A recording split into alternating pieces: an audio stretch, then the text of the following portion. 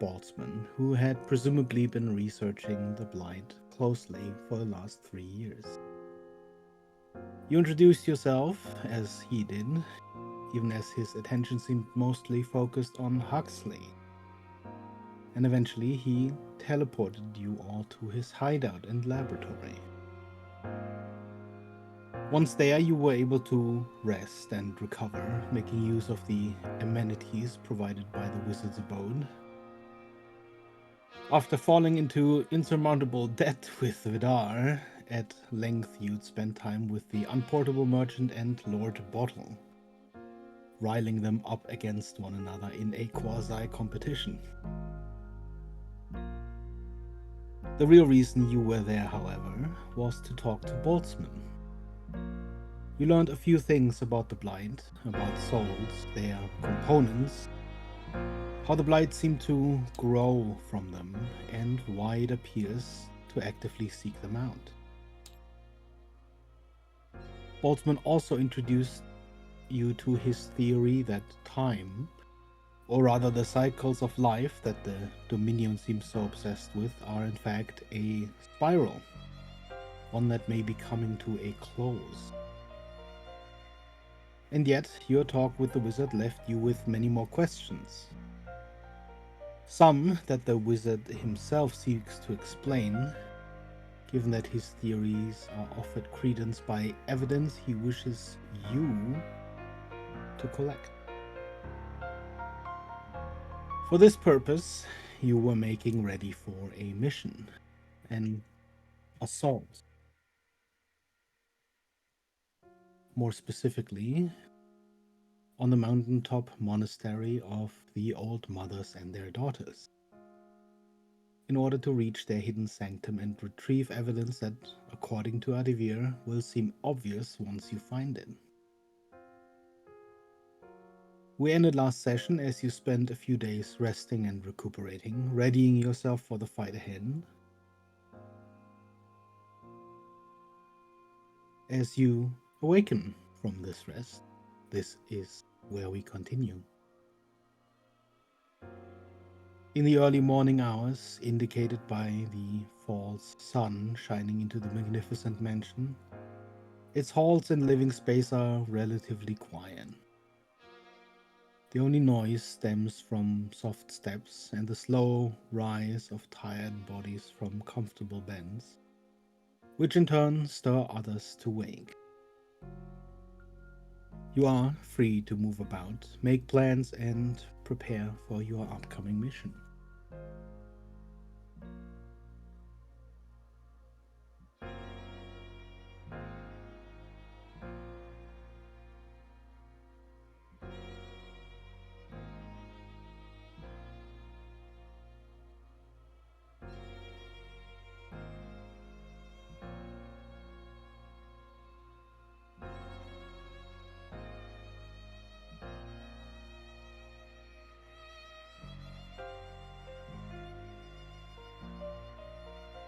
Okay.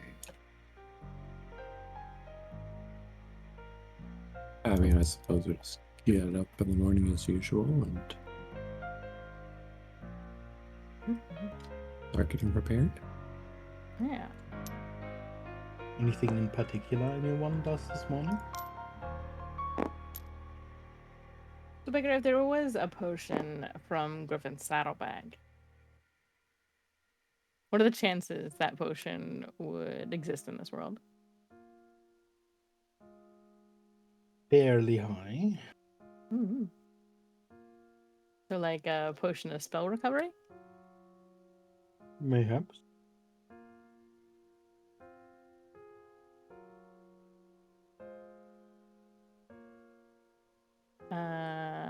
Evelyn will look for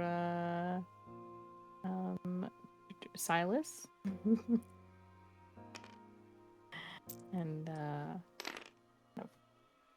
hunt him down relatively early in the morning and pull out the last 3 bottles that she's got. Silas, question for you. I was thinking about it a bit. Could you perhaps ask Lord Bottle if he could produce another potion?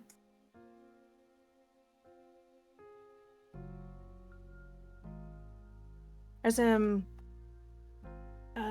potion of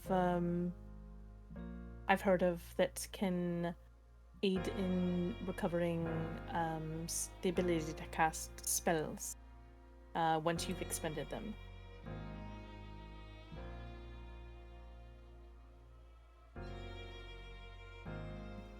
I'll post it here for reference. If he's able to produce that, that would probably come in handy, and here are 3 bottles that you could use for that.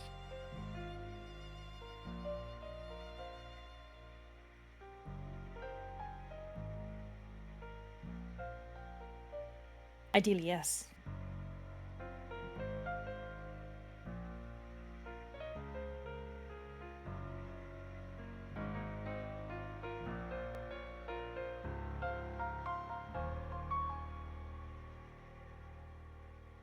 I'd appreciate it.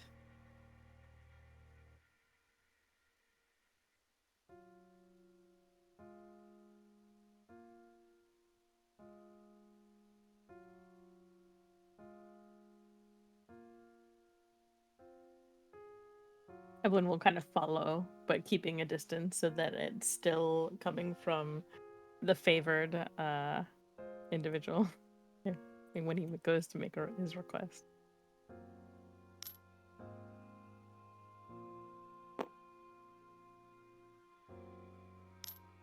As you step out of the mansion into the laboratory, you see Boltzmann in his full garb. His back turned to you. Seemingly thoughtfully staring at the unportable merchant.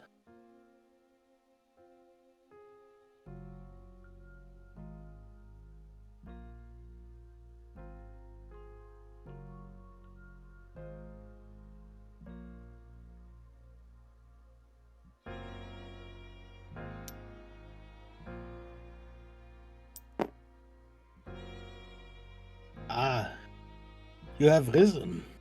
Finally. Will you require more time, or will you be ready soon? To make war on the old vampires?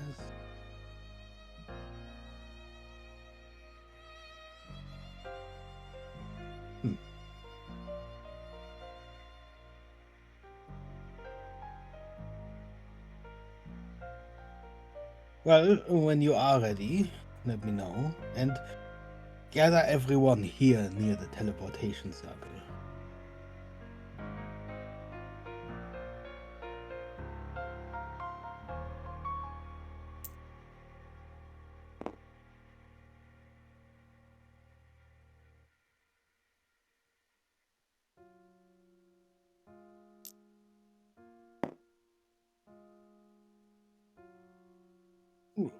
Well, certainly, friends, but that's still Lord Bottle, you.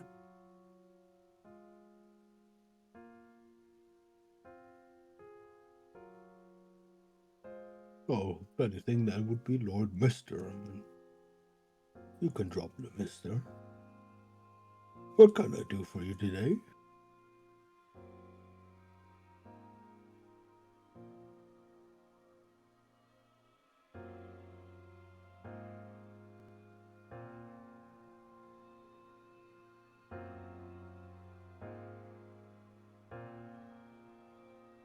Well, you have a potion in mind?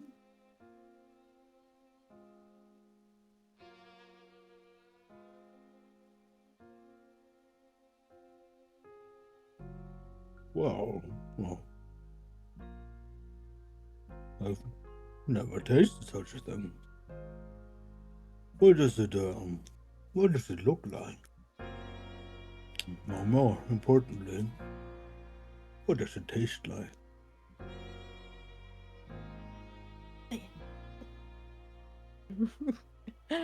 I'm imagining Evelyn, if anything, has only ever read about something like that.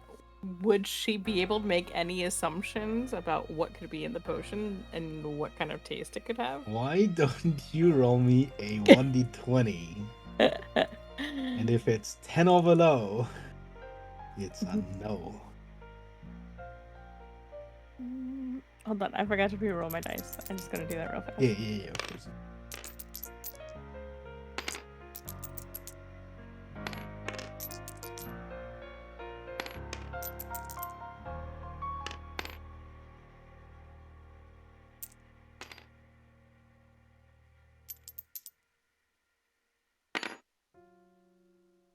No, it's a 5.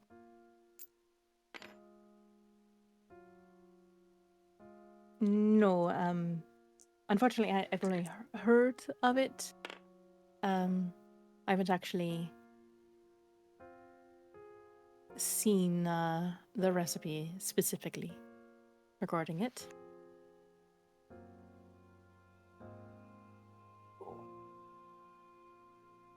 Well, let me think. I can certainly try.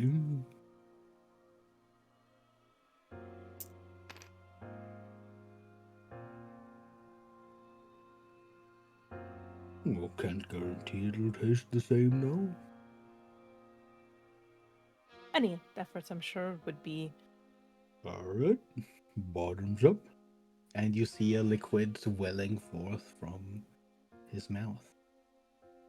At first, it's this weird swirl of different colors before it starts taking on this unified hue of a fairly bright, opaque looking liquid.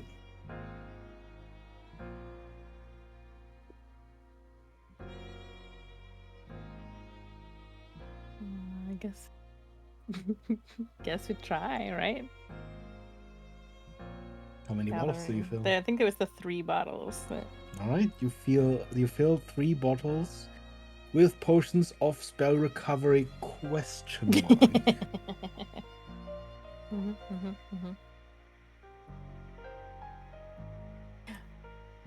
Much appreciated.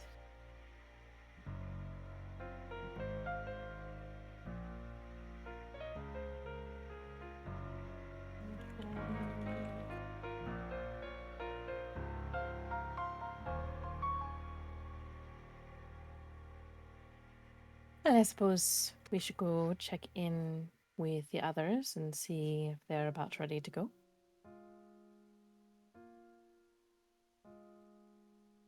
Thank you again, Lord Bottle. Of course.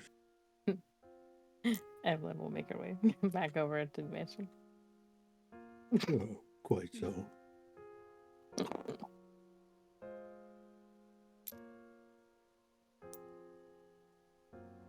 Did you get your potion like you wanted? Possibly.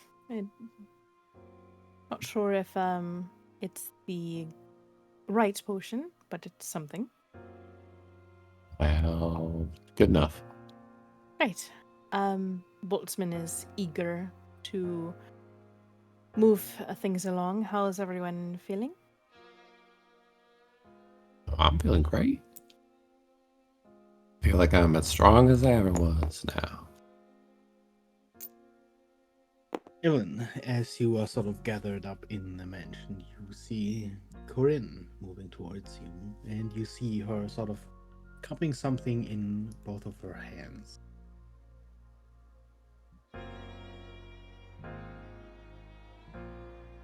Evelyn, if I may.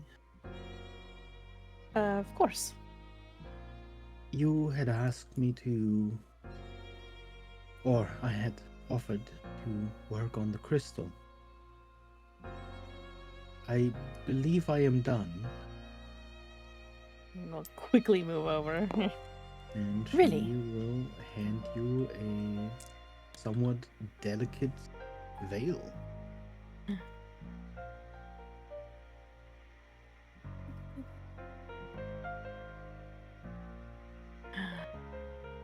Ooh. Oh no, I had to figure out what to. It should channel the crystal's properties in a way that you requested. This is wonderful. Evan will do like a quick identify on it just so that she can understand the properties of it. Mm-hmm. and then carefully take it. It's really good. This is certainly exquisite work. Thank you. I hope it will serve you well, especially in this upcoming venture.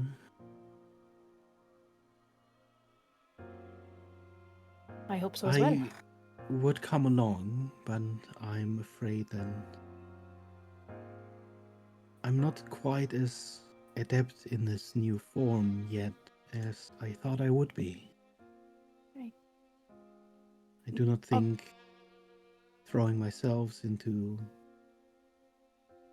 a battle is a smart idea at the moment. I wouldn't want your efforts to go to waste. There's certainly no need to be reckless with that. And quite glad to see you safe.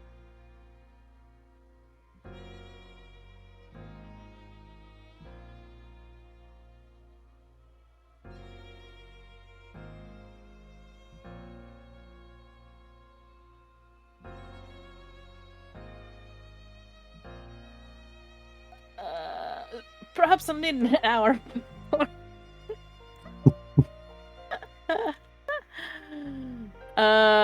Evelyn's gonna take it and try and attune to it, so I guess it's gonna need an hour before we're ready to go. I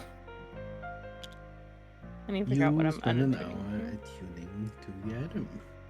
I think I need to unattune for my armor. Shock. A gasp. Mm-hmm. While Evelyn's doing that, do we want to talk tactics for these vampires? I figure we should take Vint along with the cannon. That might be pretty good. Well, as you are surely aware, sunlight is a strong weapon against them. Though, unfortunately, I believe I would be affected as well. Yeah. There is the matter of the weapon you retrieved. If necessary, depending on the forces we'll be facing, of course. You're talking about the spiky thing? Of course. Yes. Yeah, I definitely remember what that is.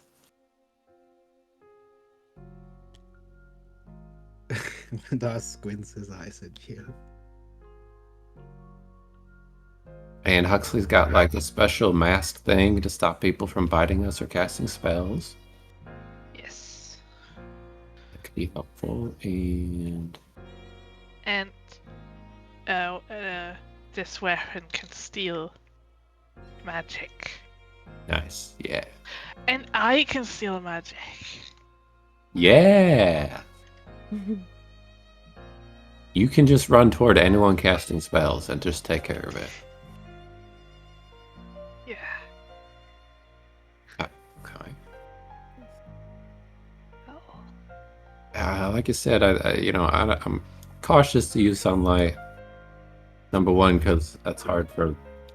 It's not easily done, and number two, because I wouldn't accidentally want to affect anything.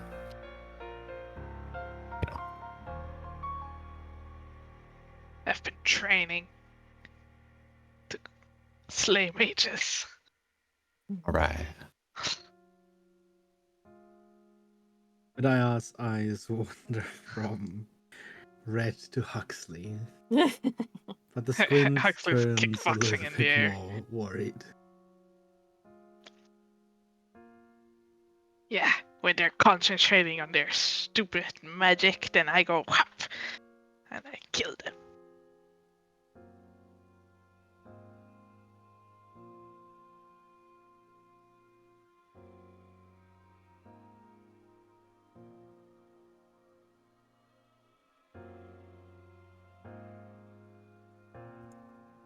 Or if there's anything else we could think of.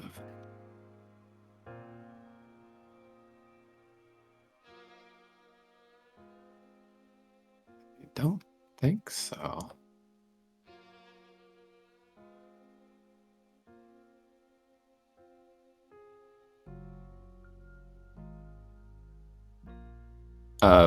Not to be rude, but is there anything else that you would think would be particularly effective beyond sunlight?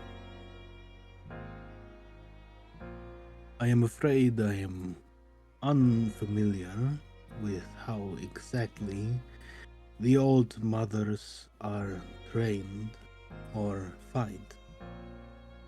I imagine it involves no small measure of attacks of the mind as well as physical toils.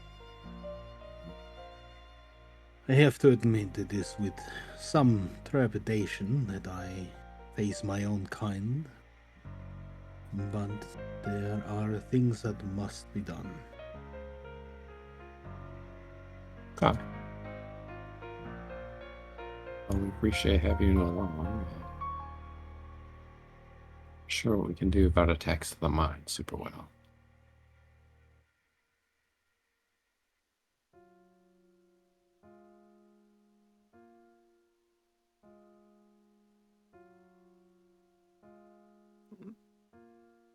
Rebecca, if I'm reading this correctly, just to clarify, the crystalline barrier, if I activate it, if anybody was inside that sphere, would they be immune to psychic damage?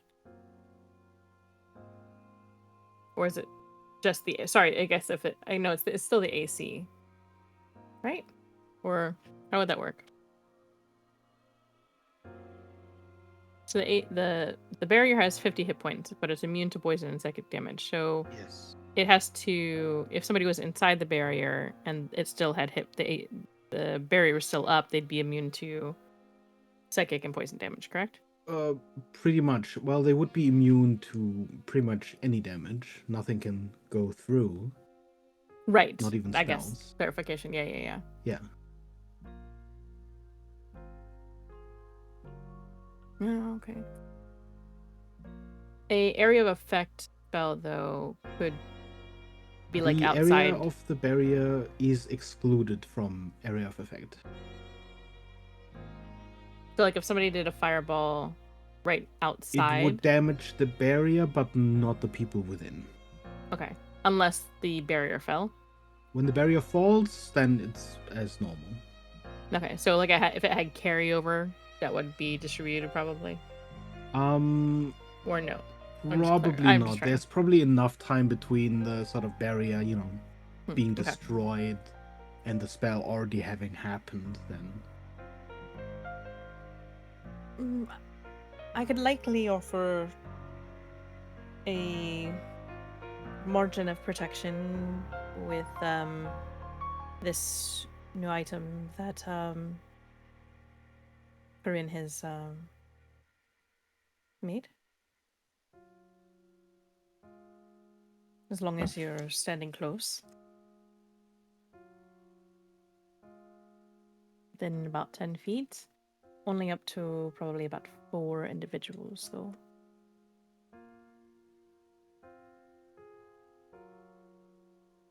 Well, technically more than 4, but only 4 could move in and out, I believe.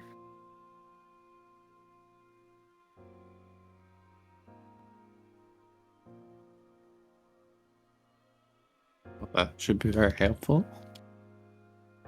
We'll keep that in mind. Other than that, just remember to drink your potions if you need them.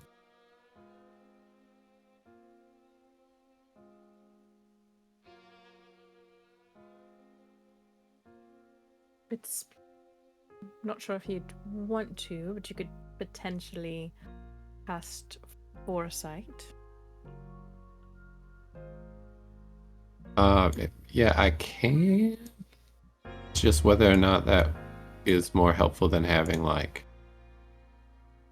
a dragon or some kind of Right. like that, or an emergency way to get out. I do not have the foresight to know who foresight would be most helpful to. If you think it's a really good idea to have foresight, we can do that right now. But well, I believe I should be relatively well protected Initially, at least.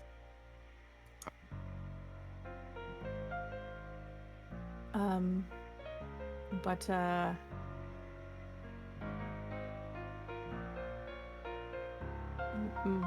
more of if you were trying to look for ways to protect your mind perhaps a bit better, or something along those lines. Yeah.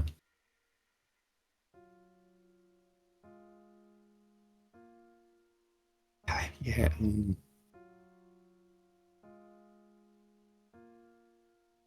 I don't know. What do you guys think? Dragon or being better at not getting mind controlled? When you're a dragon, do you have any additional protections against being controlled? Oh yeah, dragon's really smart and like, yeah. Are they, I mean, are they wise? yeah, I think so. I feel a lot smarter when I'm dragon. then a dragon's probably fine as long as there is relatively low chances of that dragon turning against us. Yeah. That's a good idea.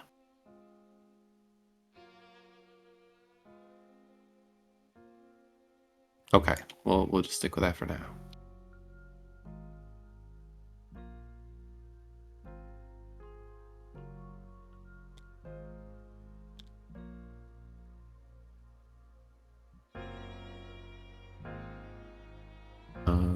Okay. It's been an hour.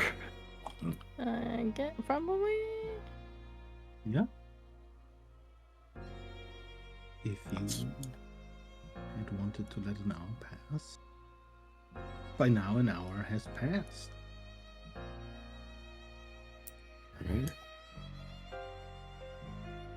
Right. Oh.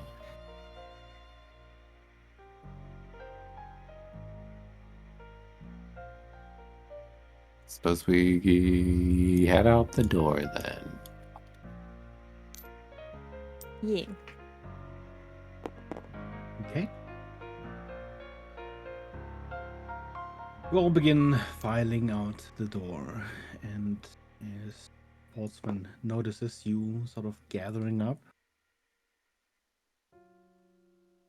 there is this short moment of hesitation before he starts walking around. Vidar, as much as your presence would undoubtedly be valuable to this fight, I require your help in another matter, one of grave importance. One moment, if you would all remain here. You see Boltzmann lead Vidar towards his study, even as Vidar throws glances of narrowed eyes between you and the other wizard. As Boltzmann loudly proclaims, "Trust that I shall see to their safe return," the two vanish down the stairs, only for Boltzmann to reappear a few moments later, adjusting his sunglasses. When Boltzmann steps out, Evelyn's going to dip back into the mansion. Is that where Corinne is staying, or did she step out too? Yeah. Just long enough to kind of quickly tell Corinne, for reference, Boltzmann just stepped away with Vidar asking for his assistance. I don't believe Vidar will be leaving with us. Keep an eye on him once we're gone? Or perhaps check on him. Oh, yeah, of course. Is And then something wrong? Boom. Then you are Yeah, Evelyn's gonna dip back out. She's was trying to do a very quick in and out kind of a thing.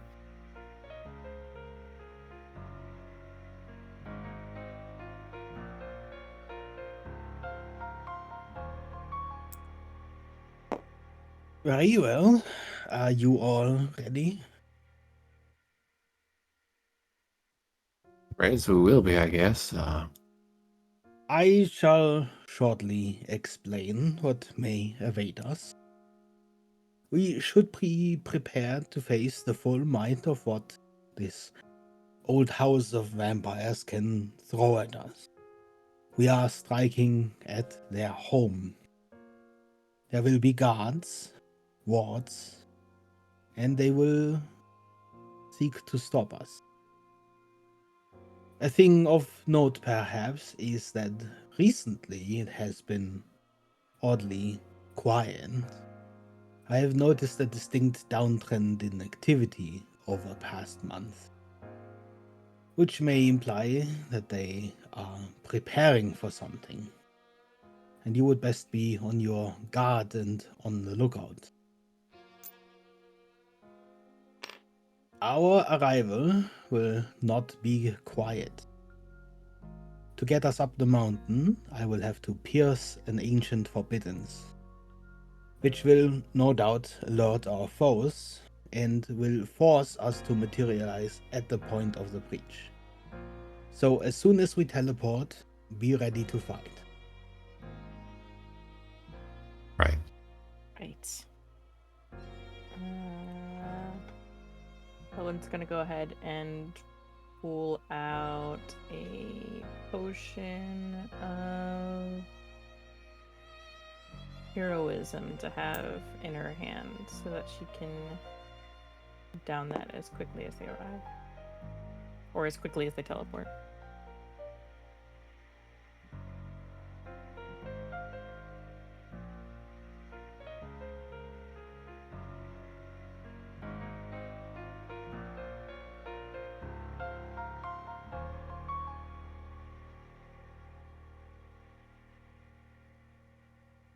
So we're just, as soon as we stepped in the circle, it's go time pretty much. Is that about what I'm understanding? Pretty much exactly. I'm feeling like I should just do a little transform form right now then. Maybe. Thoughts?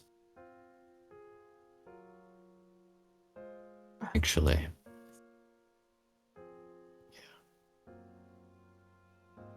That should be fine if that's what you want to do. I think I might as well. I mean,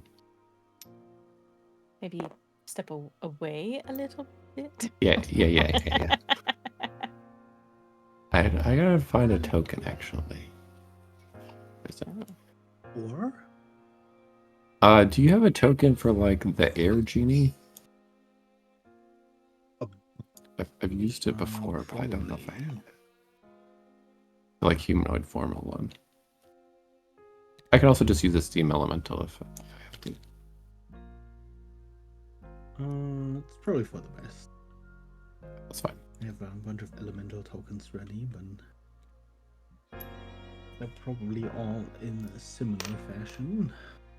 Okay, so I'm going to like take out a potion of heroism, set it down on the floor, step away, and then cast polymorph on myself. True polymorph.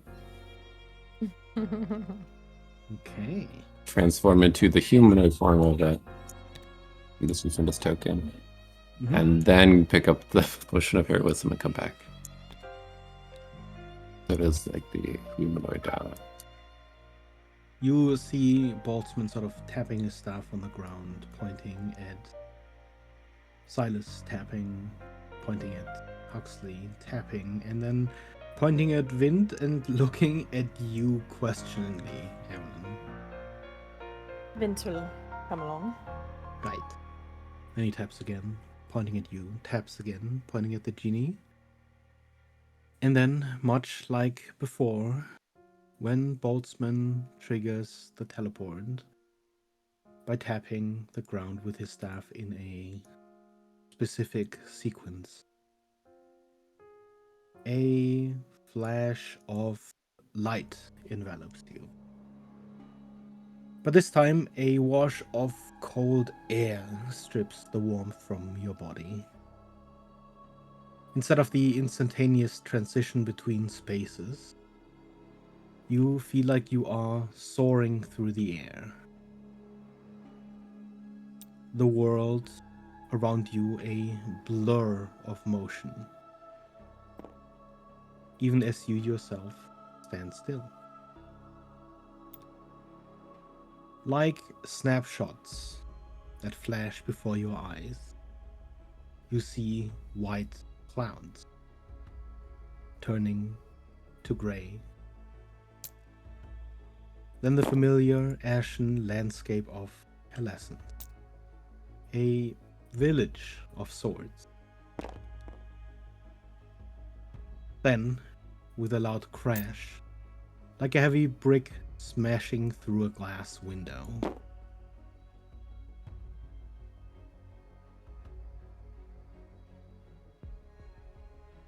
you suddenly find solid ground beneath your feet.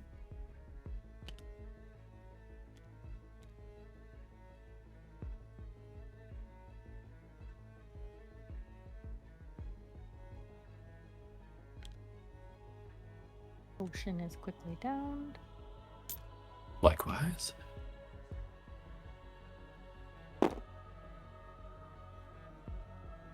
For a moment, in the air behind you, you see this large web of shards and cracks, almost as if the very air itself had shattered at your arrival, before it once again fades.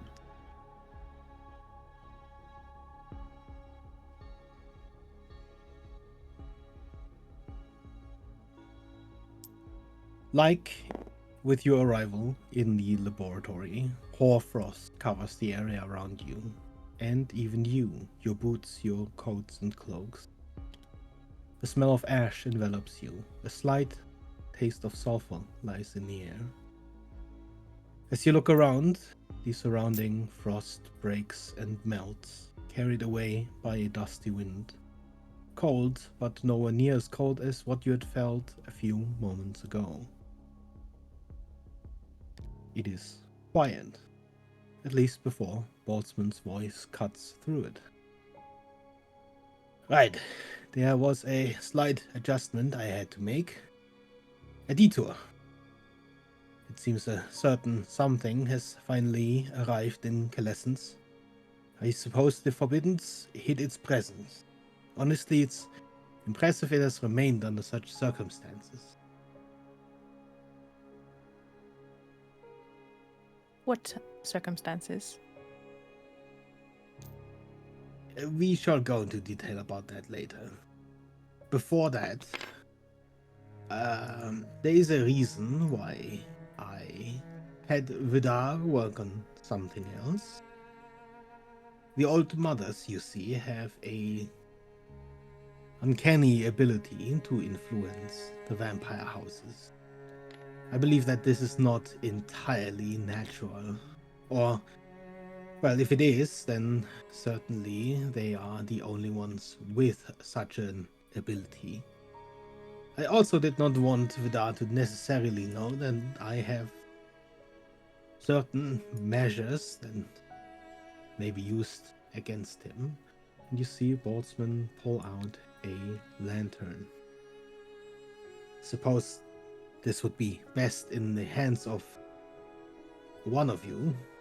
See him sort of hold out the lantern, sort of pointing between you guys, waiting for one of you to take it.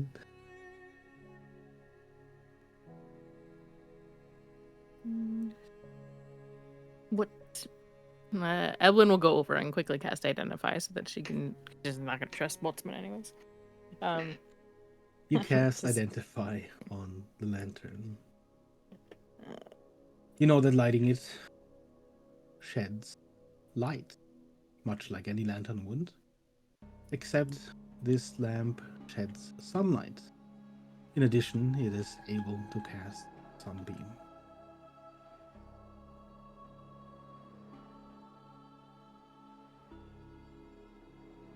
Silas, if you wanted to take the lantern, you can use it to cast a spell that should be rather effective against vampires. It's at range. In case you can't reach something.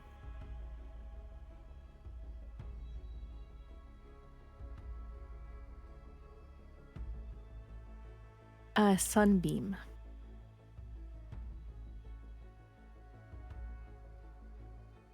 Ideally, yes, but it should shoot away from you as long as you're holding it in front of you.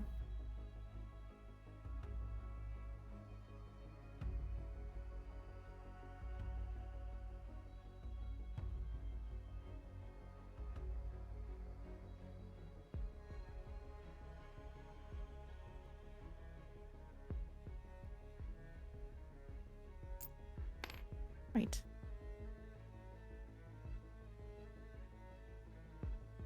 And Evelyn will pass it over to Silas.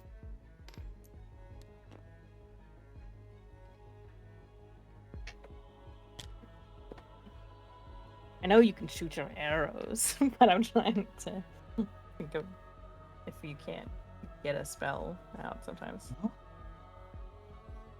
Good. Come on then. We shouldn't waste any time. Right. So, it is a lot quieter than I expected. I sort of imagined you would be swarmed already.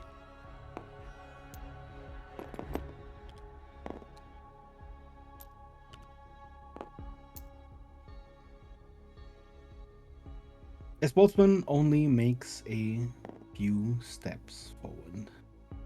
He freezes. As amidst the ash between the modest huts and pathways, movement stirs in the ash. Before any of you make out forms or any real movement, the voice of Gladius echoes in your head, Silas. Lo, before you stand legends living, twin wolves, Myron and Tassus. Age has all but extinguished the great flames of their lives, but power they wield as days of old. An easy fight you will not have, nor would I have it so. As you would see, peering over the edge, the form of two large lichens.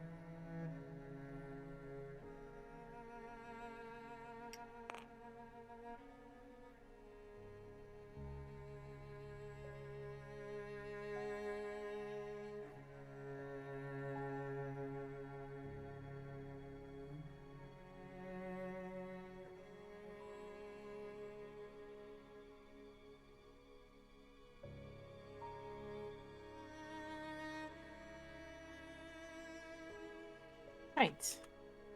And cautious will be. As Evelyn's kind of like tucked behind Vince, more like using him as cover right now, anyways.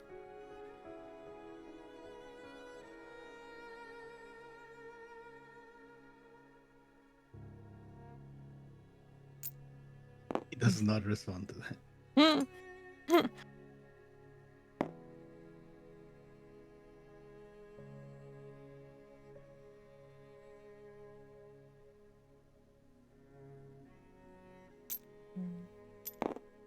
Perhaps I should mention that I am not one for fighting. Well, since you took the lead, wasn't quite sure. Curious, though. It was I did obvious you're a not wizard. expect lycanthropes That's at odd. a monastery of vampires.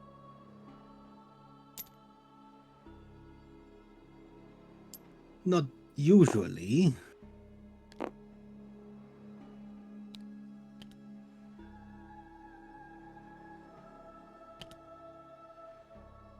Late it is that you come here.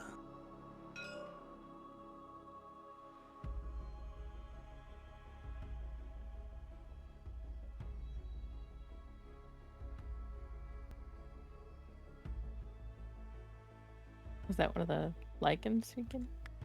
Mm-hmm. You think I can talk as an elemental? My assumption is I can't. You I think are you can speak cleaner. Orin.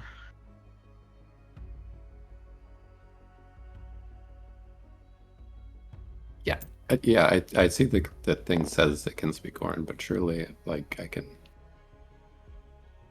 Yeah, as you are, polymorphed and capable of language, as you sort of retain most of your mind, Yeah. since you aren't hobbled by lower intelligence.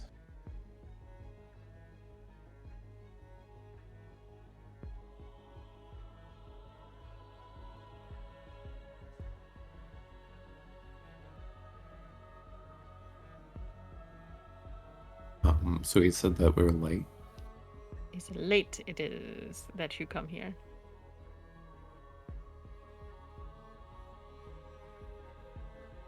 Did you expect us earlier? You pierce the veil. You advance on monastery and sanctum. And it is I and Tassus who will put a stop to you. You hear a low growl from the wolf beside him. Enough of this. Let's get on with it. And you see him sort of readying the heft of his axe.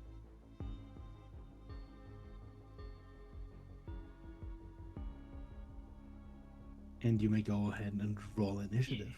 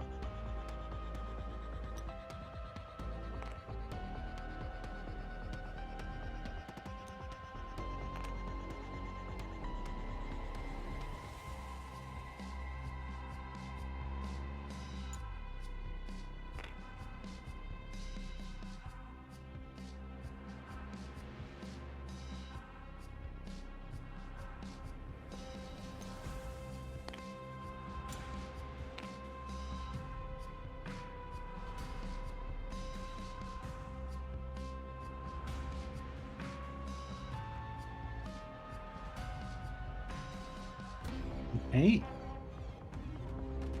Red. Yay. Pink. It's a lot burdened.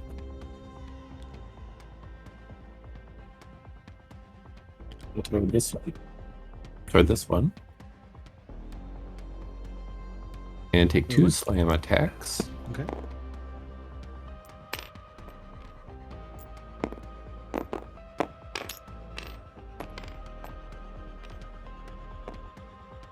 For 22 is the lowest.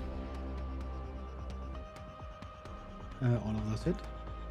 Okay, does force damage or lightning damage matter? No.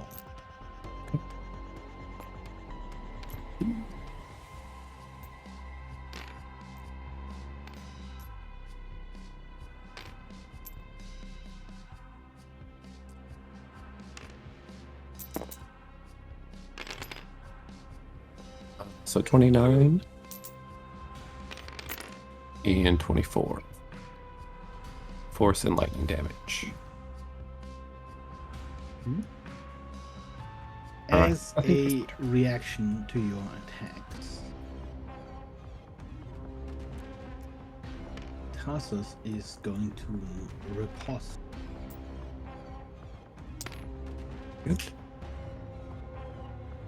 Returning an attack. Technically, as this is the first attack on his turn, he is gonna make it as a might attack.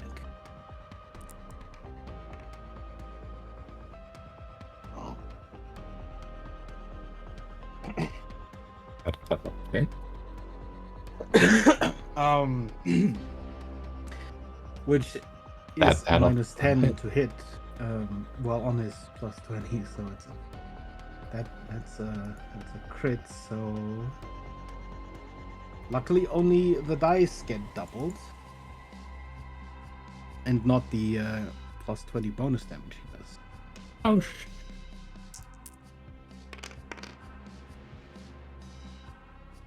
So he returns with a shattering blow of his axe, and it does 45 points of slashing damage. you consider this magical slashing? Yes. This counts for both of them. Their weapons count as magical. Sounds good.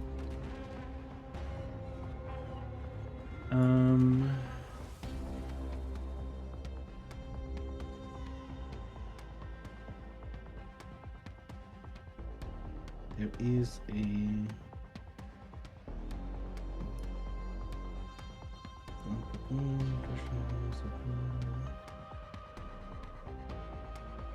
since he scored a critical hit, he expends his bonus action to make Wait, how does- an additional. On his, but it's not his. This isn't his turn. This is a reaction. I know, but it is part of his might blow ability. What?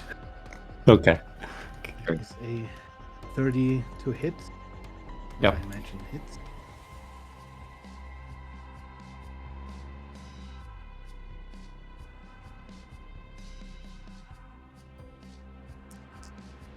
Hey, I learned my lesson. Okay, thank you. For an additional 23 points of damage. Got it. And that is the reaction. Listen, okay. If it wasn't a crit, that would have, you know, it was unlucky. I was just saying. All right. Well, is that the end of your turn? understood. That's fine. I believe so. All right, then Huxley.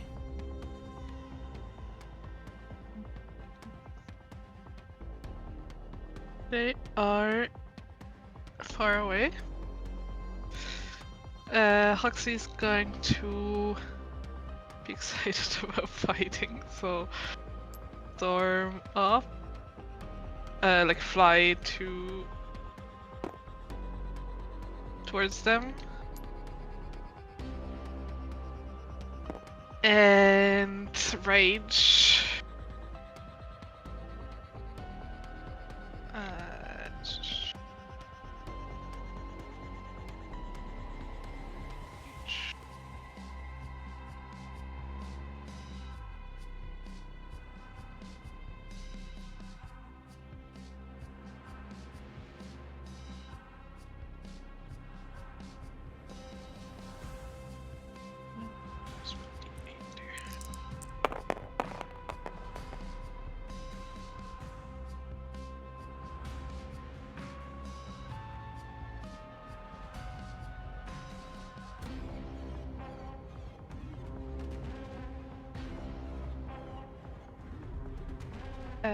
So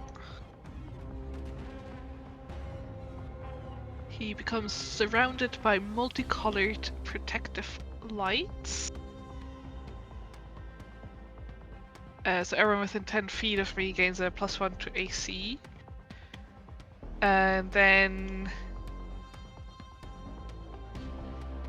he's gonna cast... he's gonna try and set himself on fire. but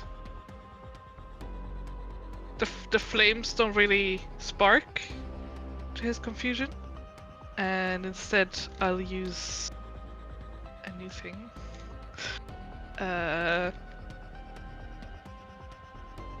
He will like bolster the magic, or the instead of the flames erupting, the magic around him just gets, or the wild magic around him just gets bolstered, and for the next 10 minutes, I can roll a d3 whenever making an attack roll, and add that to my d20.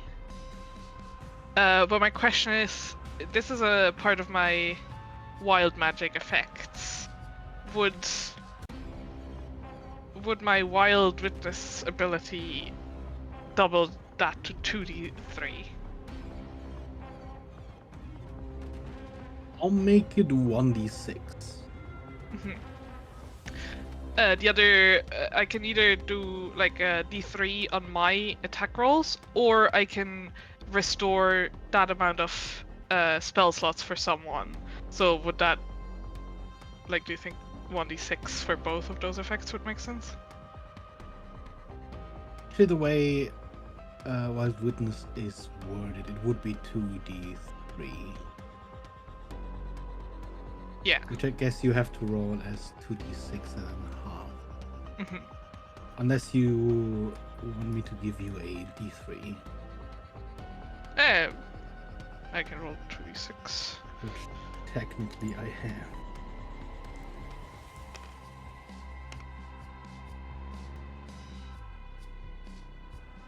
And I guess then that's my turn.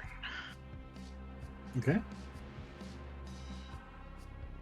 At the end of that turn, I'm going to teleport away. Using a legendary action.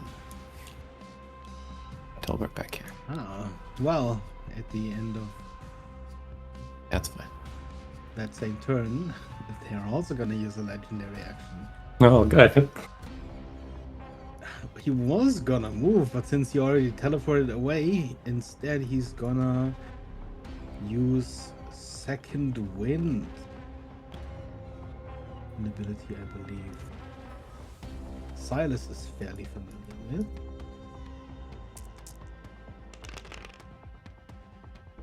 Regenerating for 33. Wow.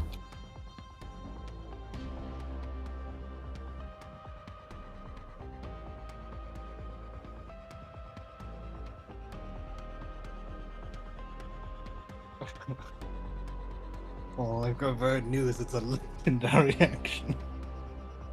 Usually those don't have only one a day. He would also, as part of this legendary action, make an unarmed strike, but there is no one nearby to take that, so he's just gonna leave that be. Which means it is one of their turns. It is Miron's turn. What is he gonna do?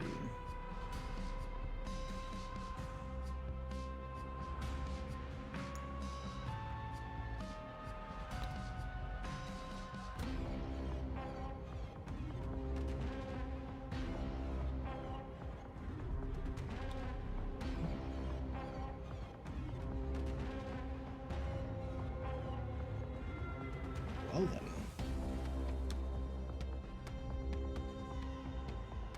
Isn't that convenient? You see the old wolf run up to the sort of raised mount, slam the massive two-handed sword into the ground, and then push forward. As he dislodges the blade from the ground, he launches a barrage of rocks and stones at you in a 60-foot cone.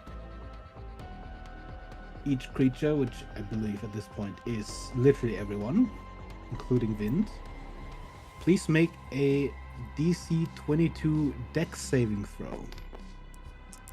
Behind Vint, Sullivan? do Yeah. Lucky so, because I would have definitely included him otherwise. Do I get cover at all from Vent? I would say you get advantage for the dexterity saving throw as Okay. you would with half cover. Okay.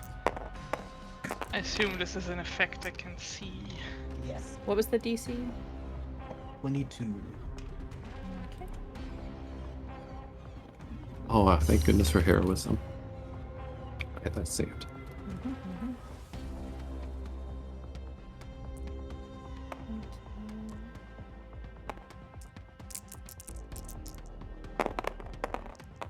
Straight.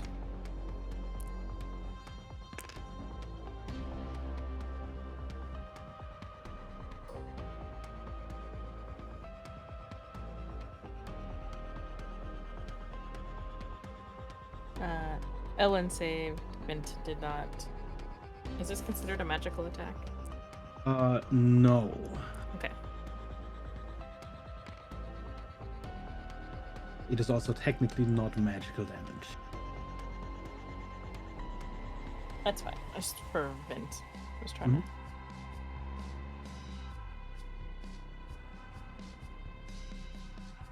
Okay. Did anyone succeed? Evelyn. Yes. What was the DC? 22. I failed. The one person I found will definitely succeed. Then, those of you who failed, you take 65 points of bludgeoning damage. You are knocked prone and restrained. As you are restrained, you yourself or any other creature who would take an action to help you has to make a DC 20 strength check, which will free you on a success.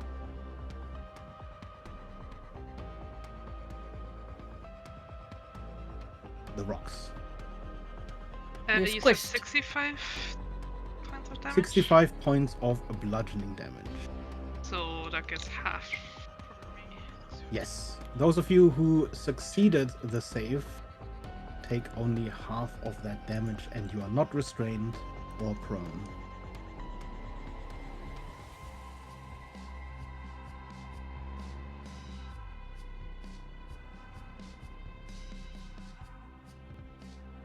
I used to have a ring that made me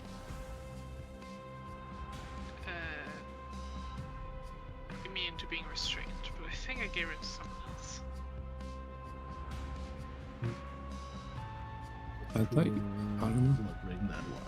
Or we sold You had a freedom of movement ring. I don't. Yeah, a ring of Freya. So,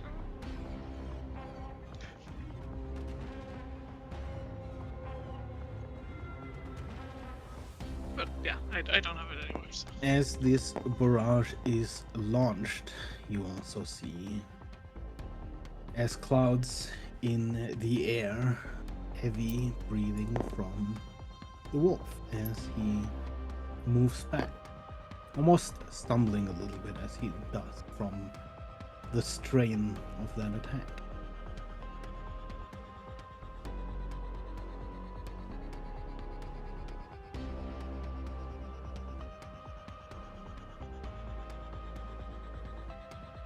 And that is his turn, which means Evelyn.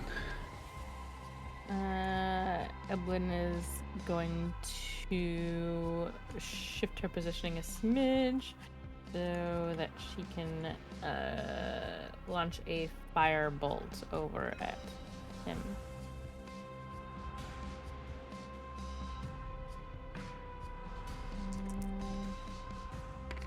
That's a... What was that? It was rolling around, sorry. I'll roll the other one. It's being wonky. 50 plus 12. So that's a 27 to hit. That'll hit. And that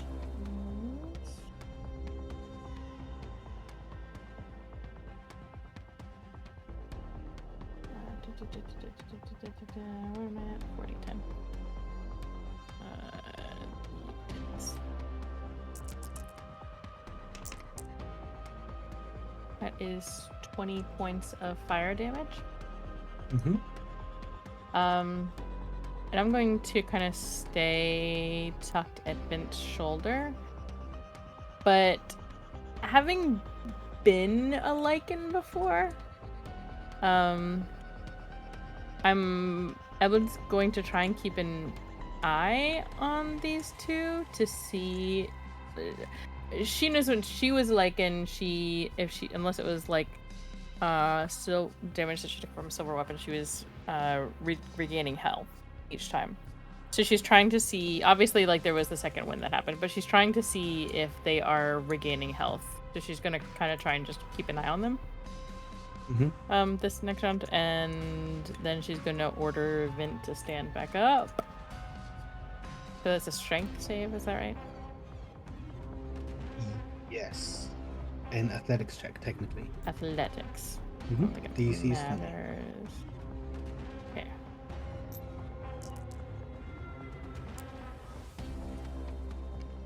That's a dirty 20. Mm-hmm. Yep.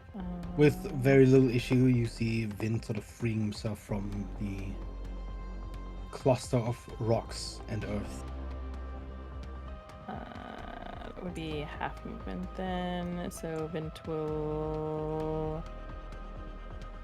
move forward. That far. And that is...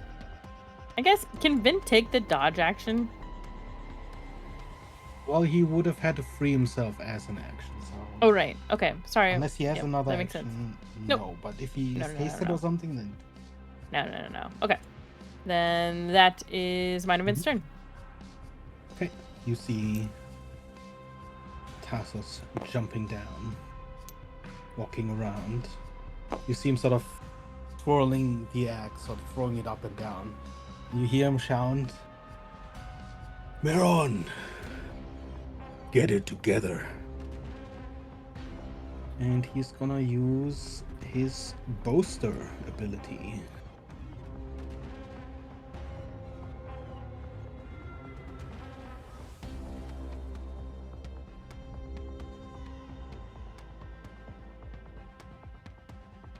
Which will heal him for 20. Wait, why was the Buren damaged? Fire. I just shot a firebolt at him. A firebolt, Oh. and from the strain of making that barrage. Oh. And of course, as you're paying attention, Evelyn, you do see this one heal, but Yeah. specifically sort of in response to Yeah, the boast rather Mhm, than... that's fine. I'll keep watching. Mhm. I'll keep watching these suckers. Okay. And well, that is all he can do on his turn right now. So, Silas.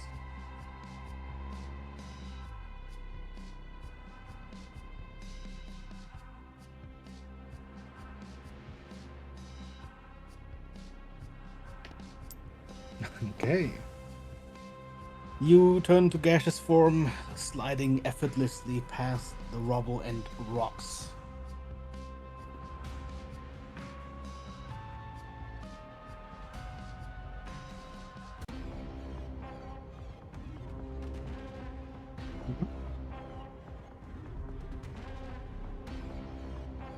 Yep. Okay.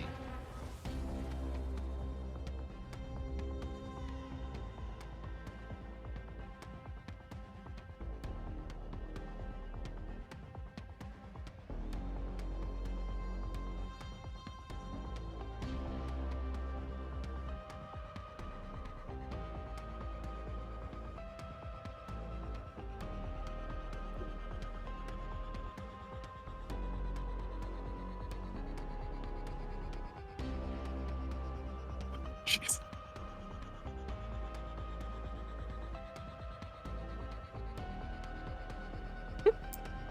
boast is good if it is followed by action.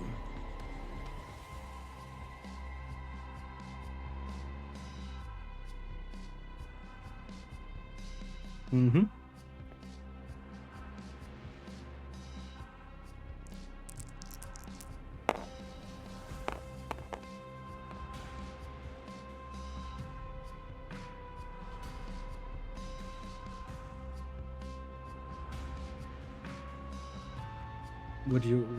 What's the hit? Oh, sorry. That does not hit.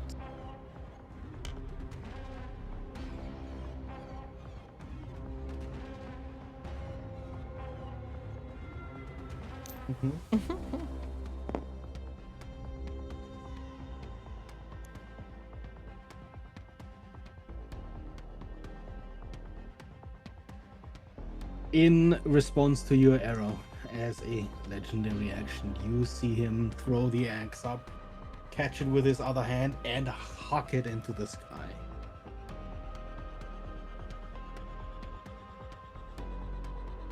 Let me see, that is this one. That is some Assuming that crazy hits. range. You're what, Technically, 120? he has, with this attack, he has longbow range, which is 150, What? 600. I'm assuming that hits. Oh, right. Thank you for reminding me.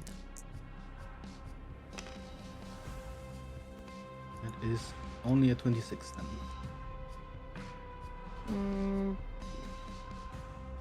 Only if you're within 10 feet of me.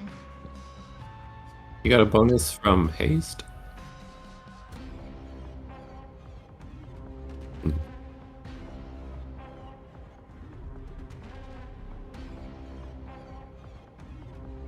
Okay. Can you go ahead and roll me a DC 20 Charisma saving throw?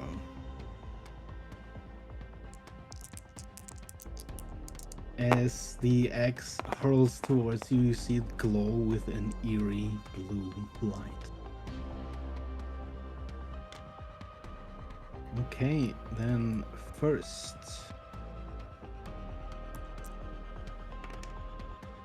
You take 15 points of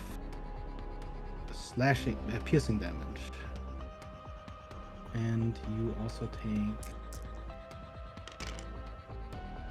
23 points of force damage. You are also teleported to the ethereal plane until the start of the creature's next turn.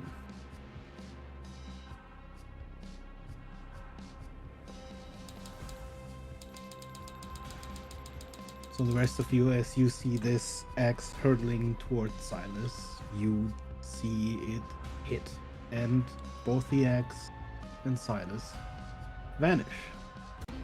Only for the axe to reappear in his hand a moment later, without Silas. And that's the legendary action. Top of the round, Rat. I'm gonna start circling this way. Going to cast haste on Huxley. Mm-hmm. I'm just gonna sneak through. Try to split their attention. I don't think I can do more than casting a spell. Mm-hmm. Okay. Actually... Yeah, I don't think I can do anything else. At the end of your turn, as a legendary action, you see oh, Sorry, I'm trying to check. Yeah. okay.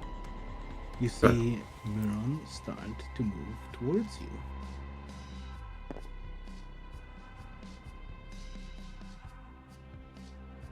Huxley. Yes. Shoot, closer probably. So I'm prone and restrained. Yes. And hasted. And haste. And hasted, yes.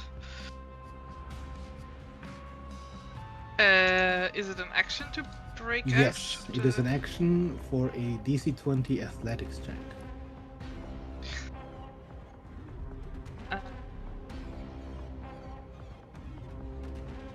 Unless you have another way to Yes. get out.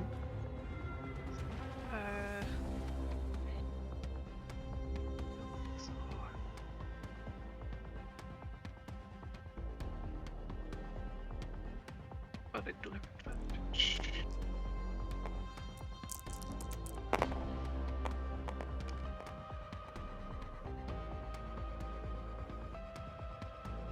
Okay, that's a 32.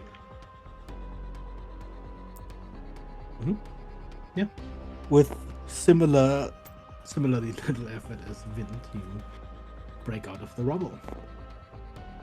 So you're hasted, you still have an action left. Yes, and it's half my movement to stand up. But as your movement is doubled, it's basically like... Oh it's the yes, it's same. doubled. That's right. Yes. Okay. Which one was the one that attacked Silas? This one. This guy.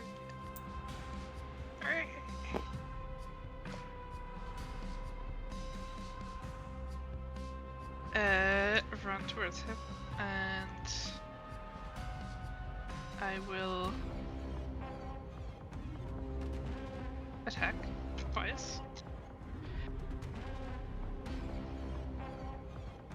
Whenever again, both attacks and it's reckless, and both attacks get at least. Well, so 2d3 added. Yes.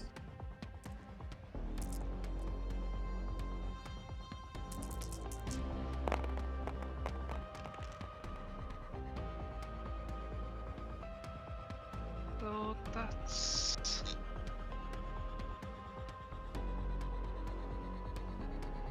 a 32. Valid. 33, actually. Well, 30. 36, actually. Mm-hmm. And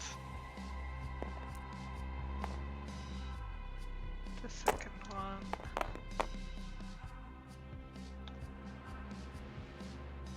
is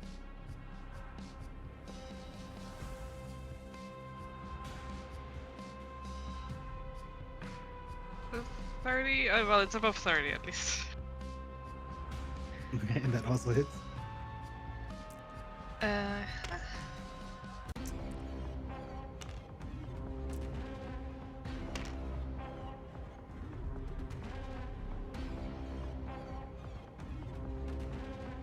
Oh wait, sorry. No, I did my sheet new, and now it's all different. It's well, yeah. They're how do you have the D3, the D6s? So a 2 becomes a 1, and a 3 becomes 2. a 2, or Yes. yeah, okay, 3.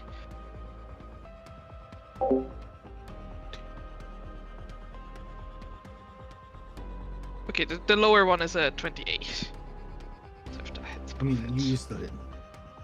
Yeah. Okay, then it's a.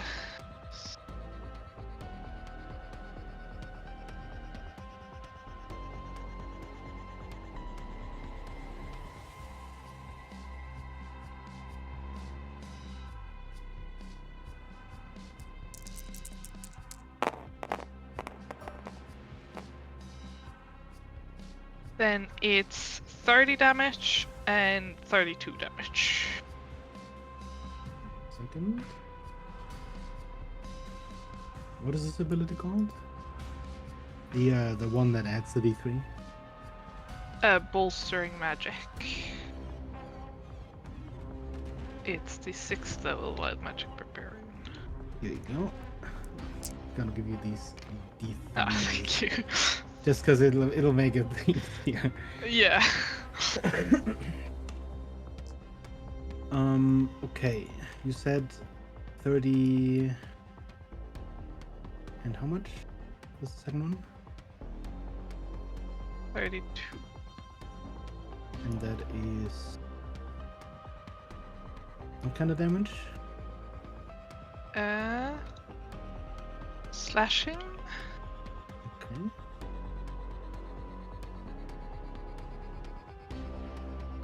And then... Actually, I'll try... I'll spend... 4 hit dice on the first attack. So... He takes some necrotic damage if possible. 8 necrotic.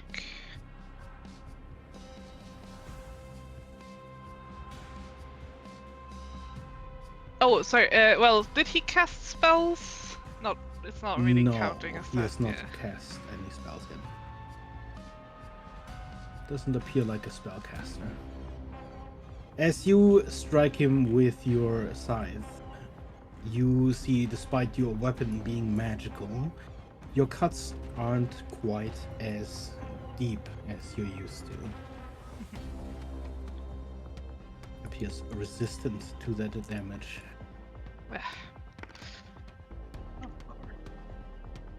But you still deal a good bit of damage. And you receive a snarl as a reward. Not back. Lot of strength. Someone that small.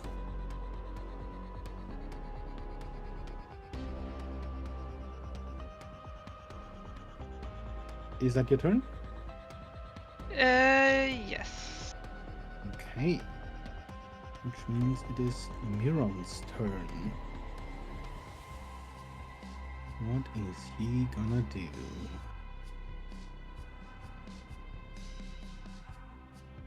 I think he will just make... Let's see if he can...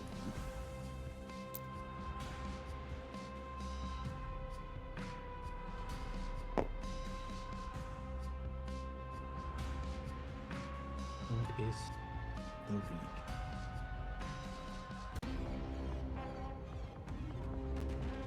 Stay away from me.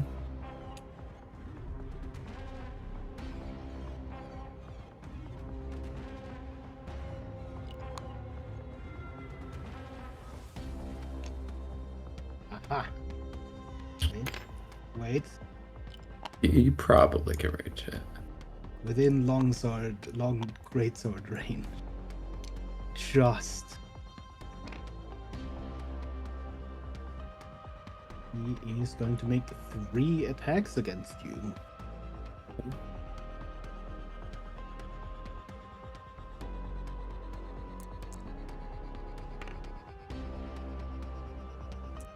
It's a 22 to hit, so they're probably not gonna hit. AC is 22. You quickly see some type of functions, 2 weapon attacks, deal extra damage.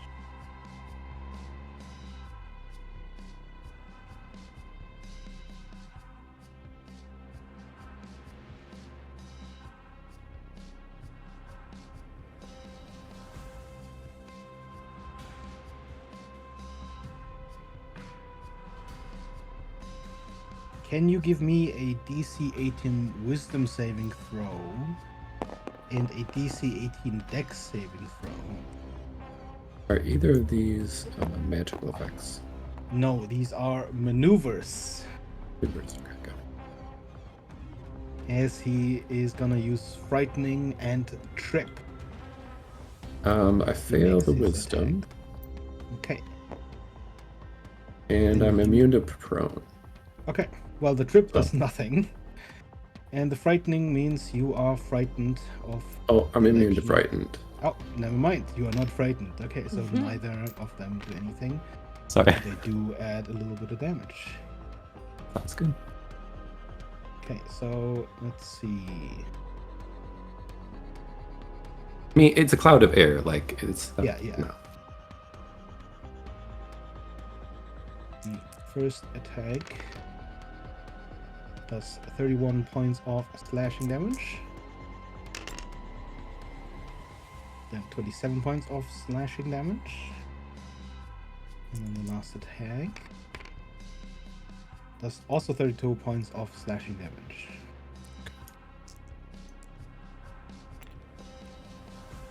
And then that's all of his attacks. That is his turn. This thing seems to breathe, right? He does breathe. You saw him breathe rather heavily when he did the barrage thing. That's what I thought. Which actually, let me. He does have a chance to get that back. So. And it's my legendary action. Mm-hmm. Could he give me a DC 21 Constitution saving throw? As I try to suck all the air out of his lungs now that he's gotten close to me. Let's see.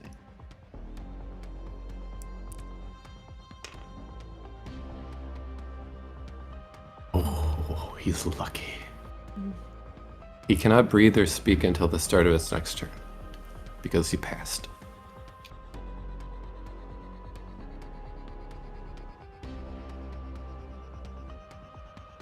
Okay. That's the good effect. Yeah. I'm just looking at what abilities are unavailable. Okay. Then Evelyn. I'm going to cast Chill Touch on Vint. Some saves. Do I need to roll to attack? Vint? To heal Vint? Or can I just roll the necrotic damage?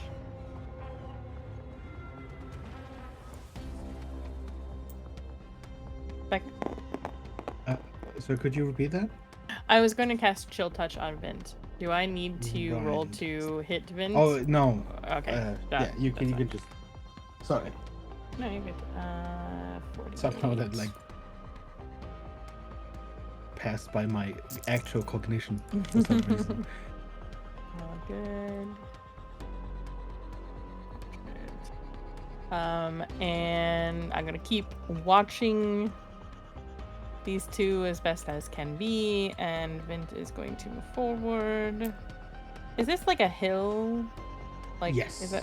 It's Okay. this sort of mound that reaches out. Okay. I'll go this way then.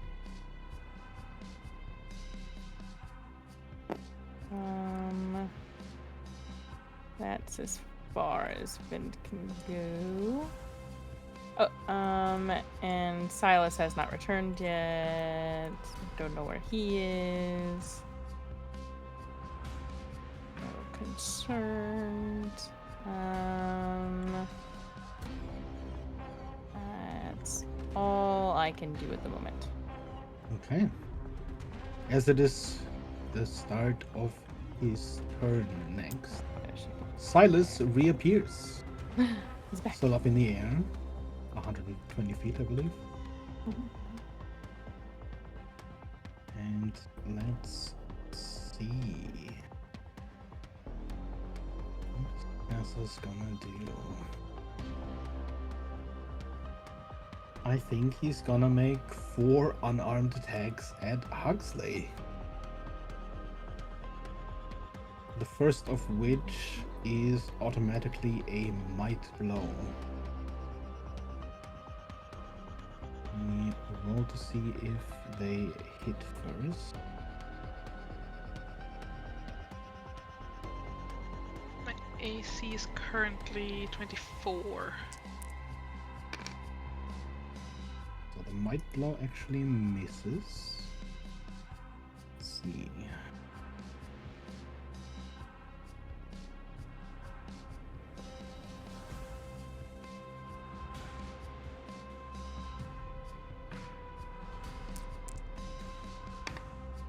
Oops, that's the wrong one. It still hits though. There should be a +3 on that. Oh, well, also, he does have advantage on all of these attacks. Oh, well, let me re-roll the first one too then.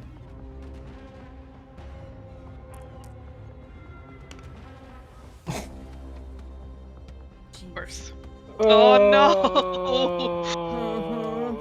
Why'd you have to go and say that? You saw the opportunity. Okay. So the first one crits. The second one is a regular hit. Third one.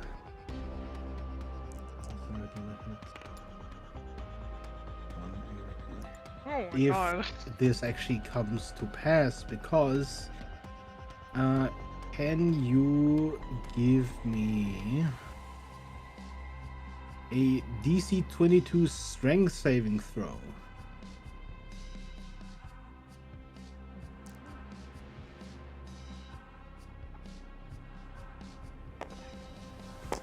I guess technically it'd be better if you actually fail this one. Oh, it's hard for me to fail strength saving Yeah, I throws. know. I know. That's like 32. You have to make this save 4 times. Right. 32. 29.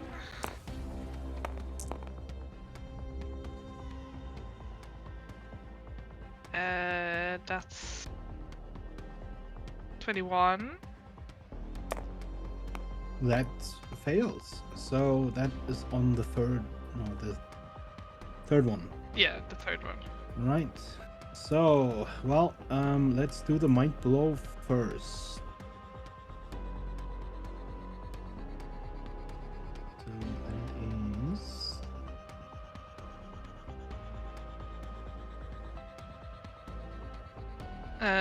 On the first one, then I'm also gonna use my reaction to reroll my wild magic Mhm.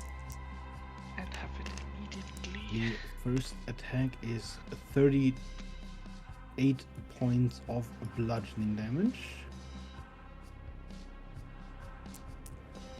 Then you take 16 points of bludgeoning damage. And 17 points of bludgeoning damage. As this third unarmed strike hits you, you are pushed back 25 feet. As there's nothing in the way, you don't take any extra damage, except that you leave a cloud of ash in your wake as you sort of get hit with a strong enough punch from that barrage that you slide backwards through the ash. He has to make a con save, which he's definitely very bad at.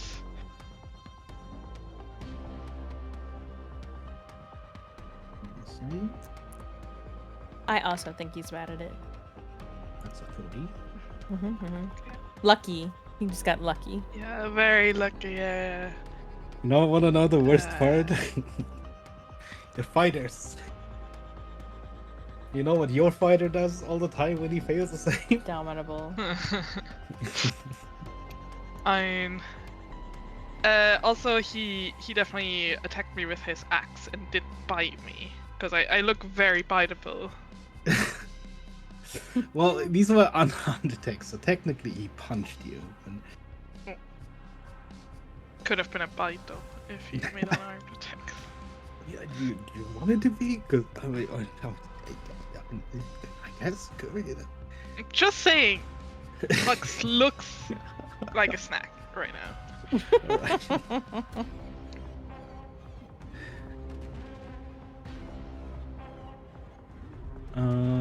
And that is his turn, which means Silas, you're back and it's your turn.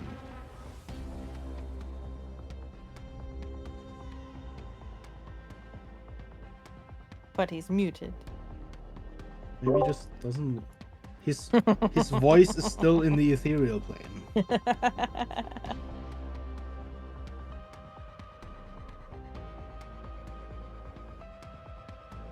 Yeah, you were just gonna ride on back, weren't you? Oh. Returns on a flaming steed. Right. Okay. Oh boy. Oh Mm-hmm. boy.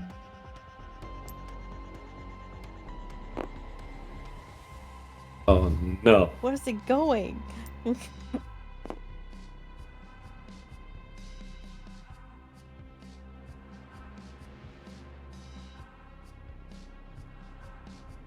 Ballista bolts, got it.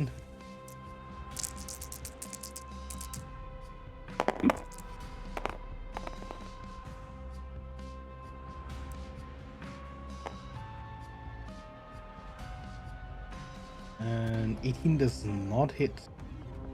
You did drink a That heroism hits. potion. I don't think he Didn't did. you? He was Oh, you didn't? he took out a haste potion. Oh, it was a haste. I'm sorry.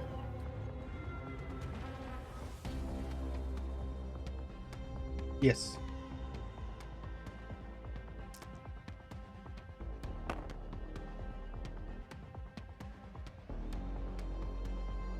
For good measure. Of course.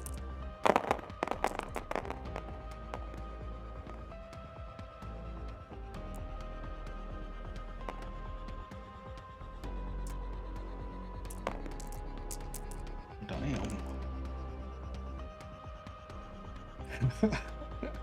It was the other one. It was the other one.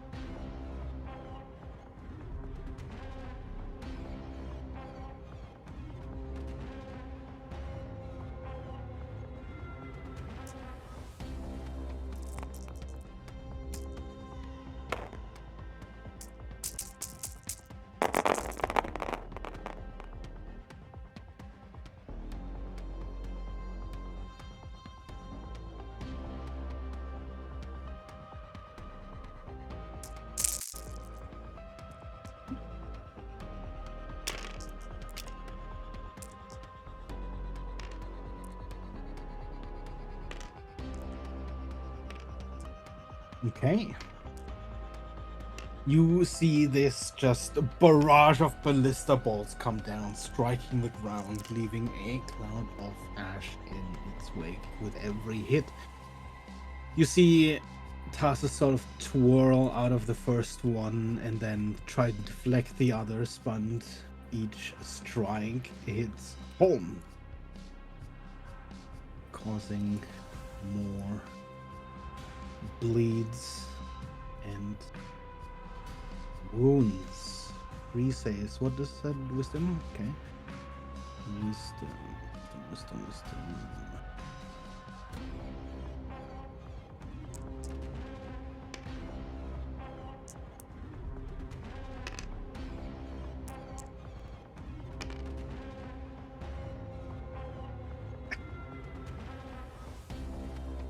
The third one. So that was the one he has to attack you or attack with disadvantage, was it?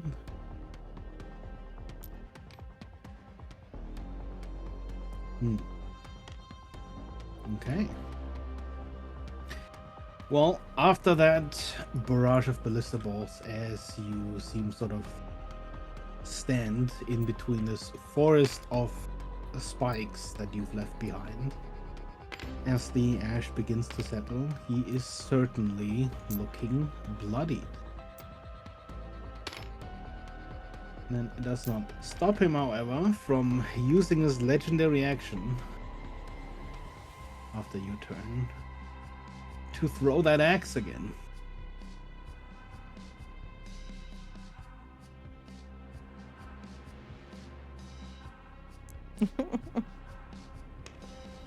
Oof. 22 to hit? Yeah. Second one's better. Can you give me another DC 20 charisma save?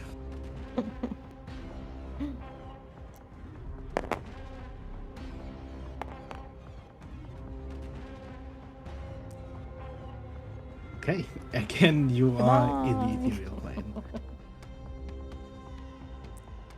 Less Comes back, makes concerns an now. attack, gone again. Honestly, it's kind of more an advantage to you than it's. Damn.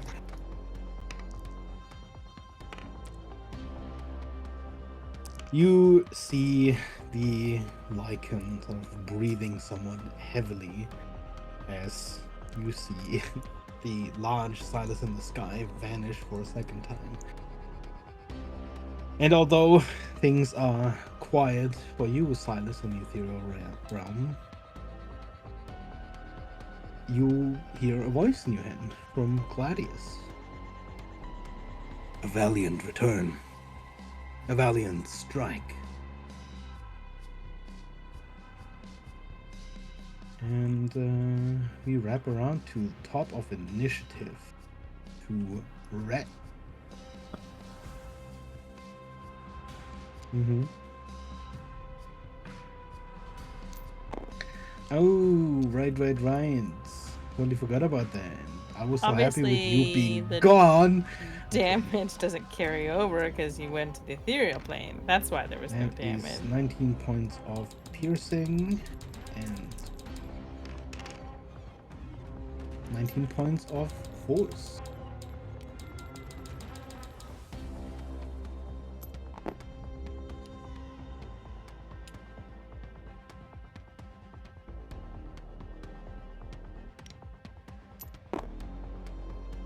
I'm gonna fly up in the air, 30 feet.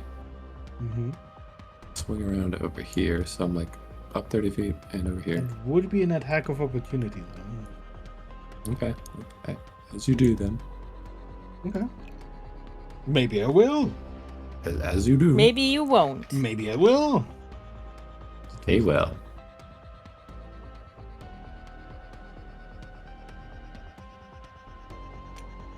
I'm not the guy that just hesitant for a cloud of smoke.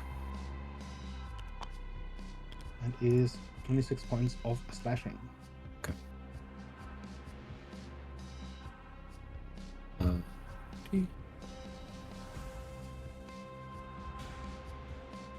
And then I'm going to cast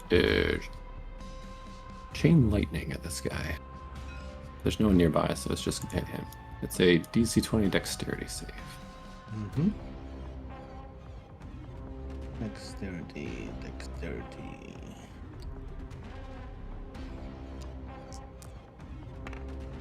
Oh. He Okay. fails. Is he indomitable? Let me guess. I mean, He should. now that you said it, I mean, he should. he does use a Whoa! Oh! Oh! He's not gonna. How many use does it. he have? How many does he have? He does have 3, but you know it's fine. He takes 46 lightning damage. Was that 46 or 40? 46. 46. Yes. I need to make rolls here. Alright, he's not looking too great. I think that will end my turn. I don't know where our little, like, these things. Is there a bag of these? Yeah. Up in there things? Right here. Oh, thanks. Light stance. Cool. That's the end of my turn, though.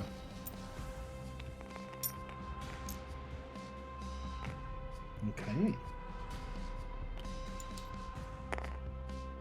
Then, of course, we're gonna use the legendary action. Getting somewhat spicy. So he's gonna use a second wind. Using up all of his legendary actions.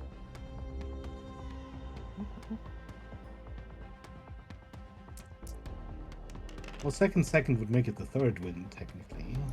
He heals for 30. Looking slightly better, but still heavily wounded. And it is Huxley's turn. Yes. We'll just throw it back up. You think you can smash me away? Too fast for that. And make 2 more attacks. Well, first, actually, he's gonna shoot another light beam at the guy, so he has to make another con save. Because it could roll 2 nat ones in a row.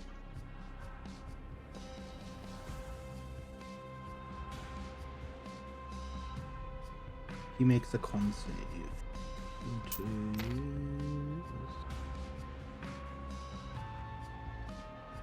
Whose con save is then? This guy? In the Yeah. middle. Another one. Damn. Aw. Yeah, it's a good use to get through them at least. Okay then I'll make 2 attacks.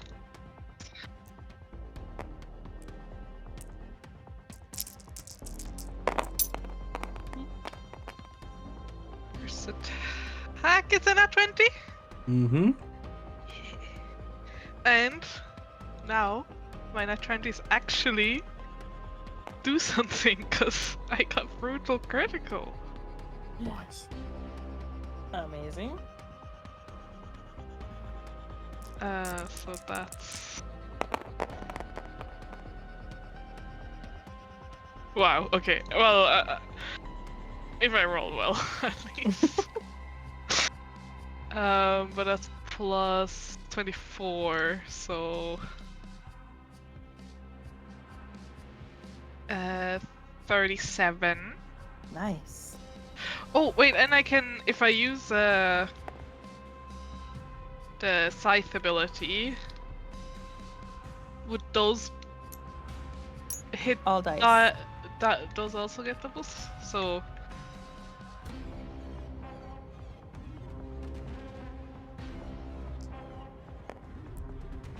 I could spend 4 more hit dice. Double to 8. I think. Oh, I should have just used the breath. So 37 slashing and 24 necrotic.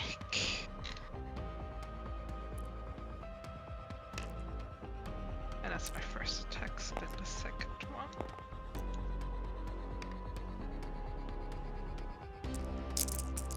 As a reaction, I think I'll do that on the first one.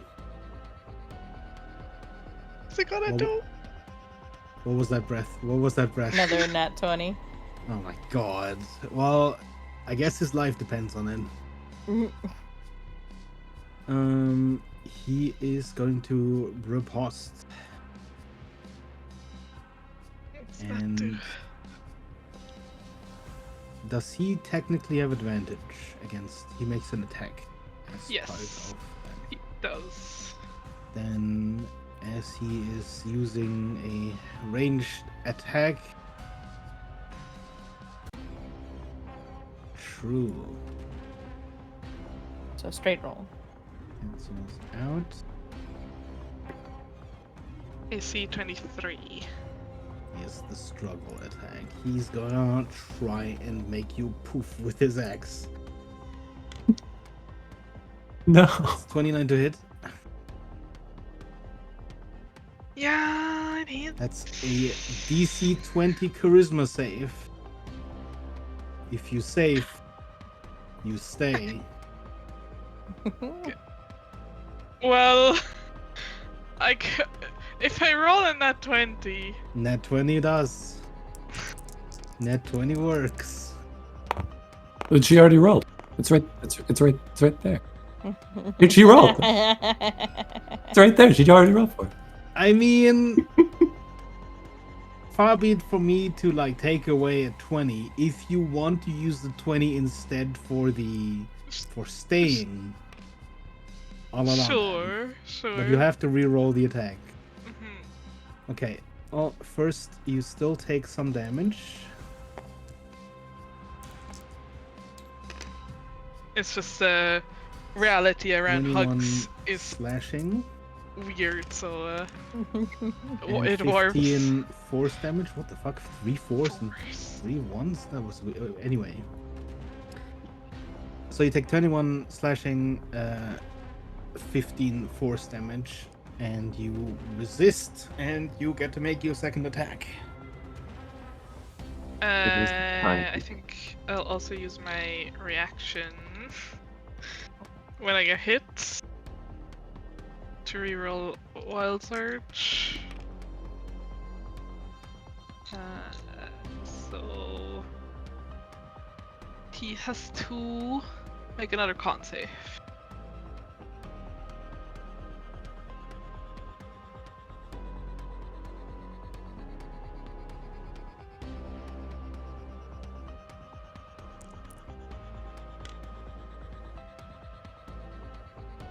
Okay. 23.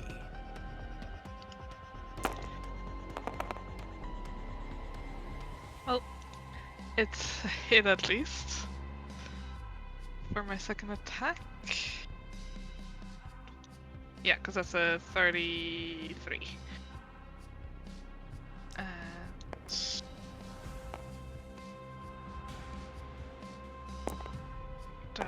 another 30 damage. Slashing damage. You see the scythe just strike, and as you draw blood, you see Tazos crumble as he falls. Oh, also, well, I already used my bonus action. In your mind, you hear Gladius again.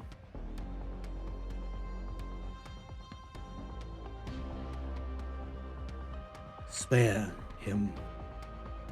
Look, the fight is done.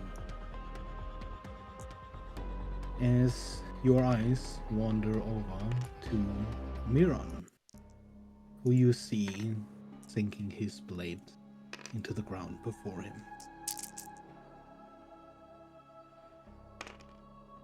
And for the moment, you are out of initiative.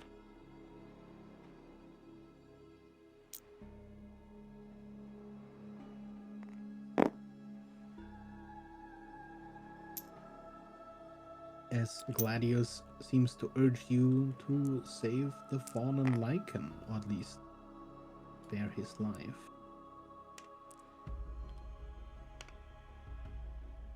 Myron is still standing. He is wounded slightly, but mostly okay. He does, however, look like he's no longer continuing the fight. Who did Gladius tell him to spare? Well, Silas. He can only talk to Silas. No. I just was... Oh, the fallen one. Okay.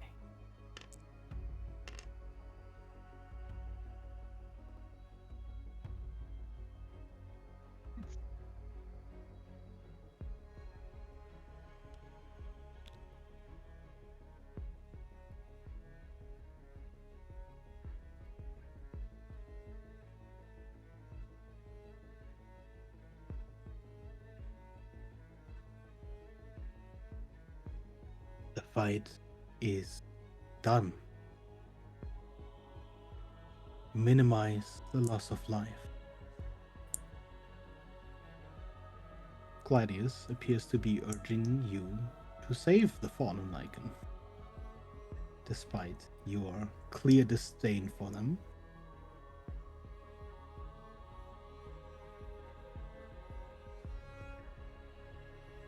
Basically.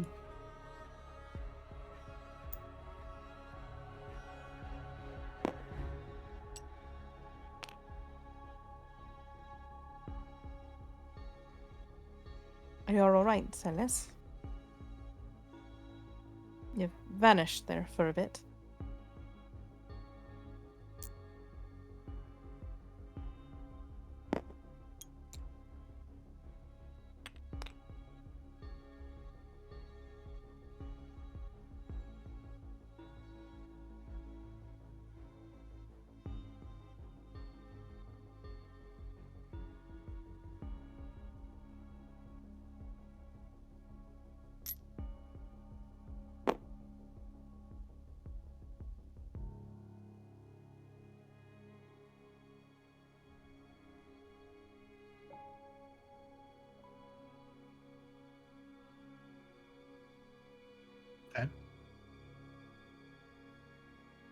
Evelyn, you see Silas do something odd.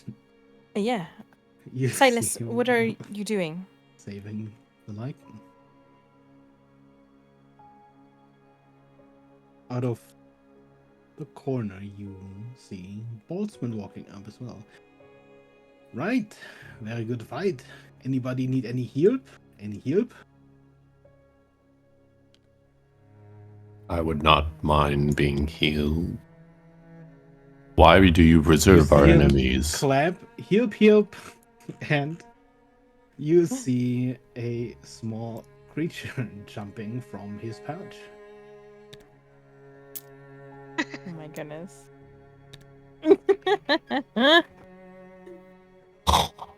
Yes. Me too! Me too! As the happy helper runs over to you. And he's gonna use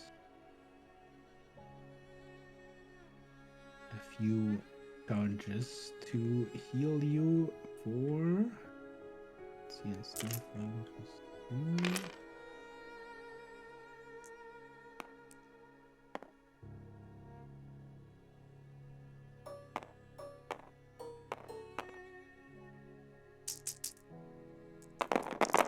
He's gonna heal you for 36 points of hit points.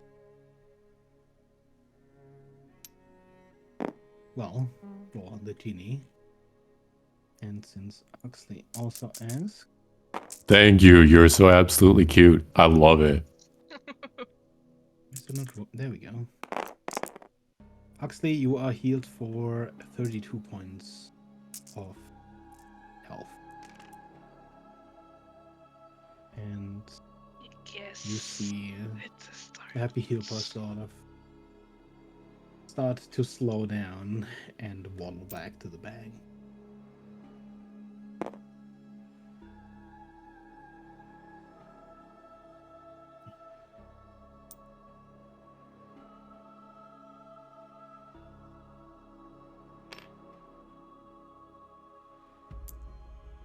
The other one approaches.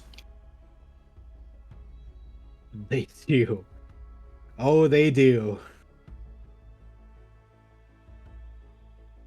An old oath. A secret kept.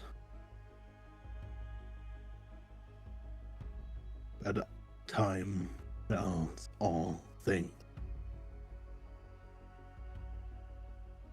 As it does us. As does our oath.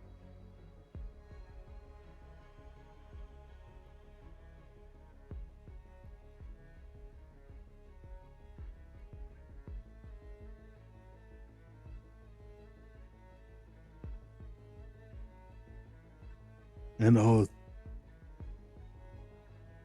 must only be kept with one's honor intact. You have bested us. As such, honor dictates you do as you please. You have spared Tassos' life. For then, I am in your den.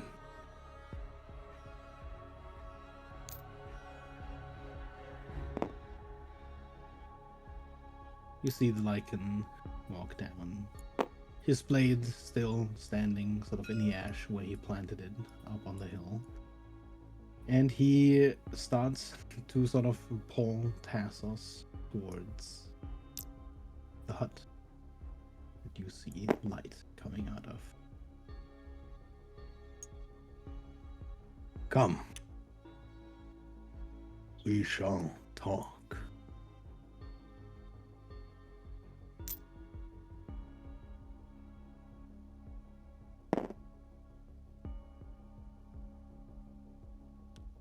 Go ahead and roll an insight check.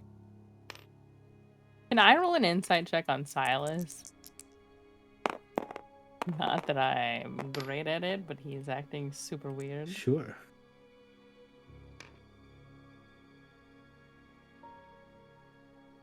He did immediately sort of stop fighting, which is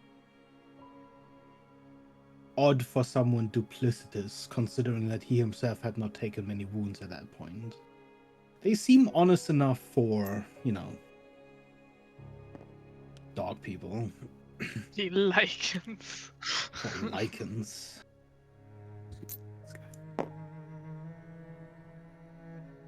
At least it would be an odd plan.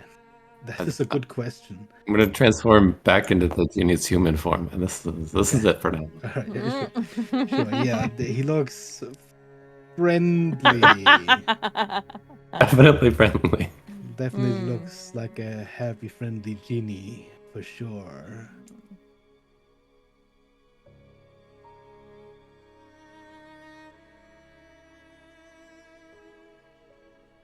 Ah, well, I am afraid the charges are used up, but I suppose you can have one of these.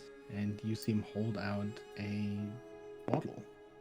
A potion bottle by, you recognizing it. A potion of superior healing.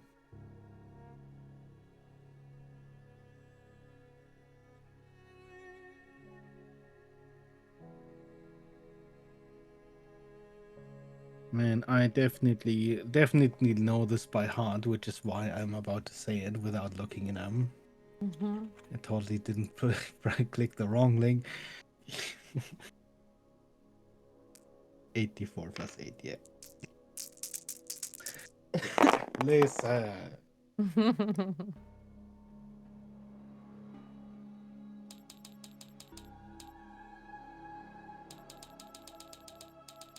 I also have one of these, but perhaps we should go inside first. You seem sort of shaking around another bottle. It seems to be filled with a strangely brownish liquid and what looks to be a slice of a piece of fruit.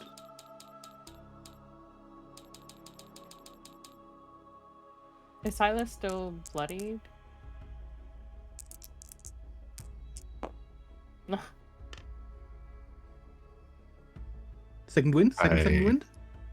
I think I used to know how to heal. I'm gonna come over and cast a spell, and boop, you turn invisible. Ah, that wasn't the right one. This form's a little different. No, you're invisible.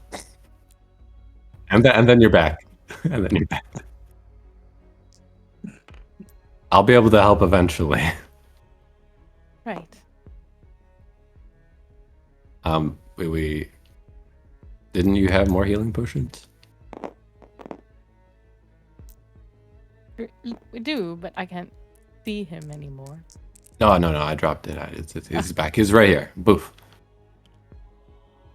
Assuming you follow the lichens. Yes. Are you still bloodied or not bloodied?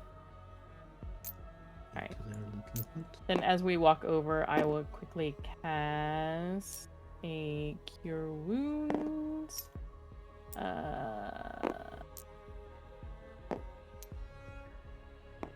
Oh, hold on before you do that. Yeah, hold on before you do that. I'm gonna do a first level Cure Wounds, but I'm gonna pour some of my extra pool into it.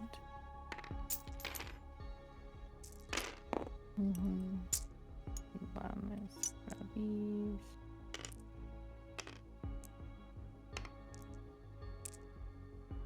And then I need my normal Cure Wounds is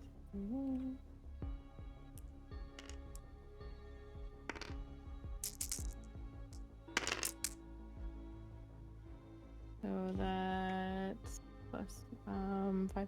So that is 33 points of healing.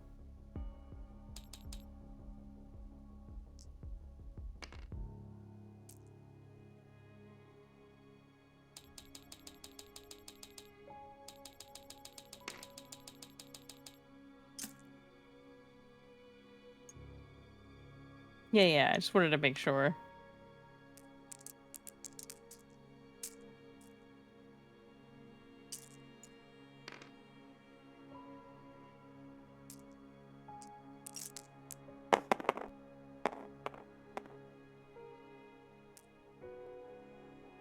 Mhm.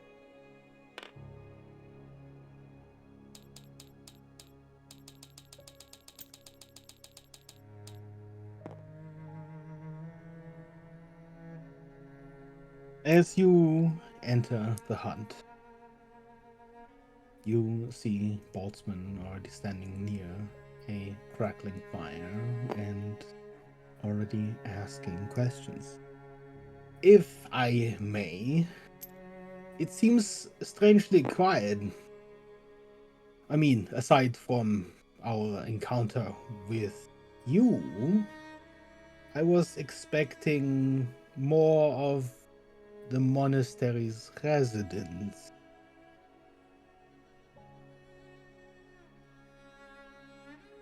The monastery is none what it once was. You are right. It has grown quiet of late. There is only one mother left. The others have faded. Many of their daughters have faded. Corruption lies at the heart of the mountain.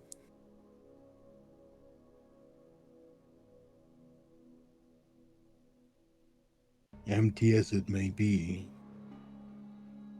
any path forward for you will not be an easy one.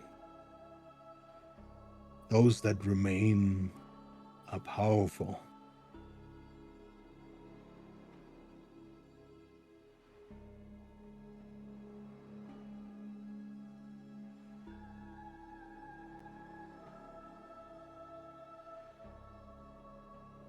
We should be on our way quickly.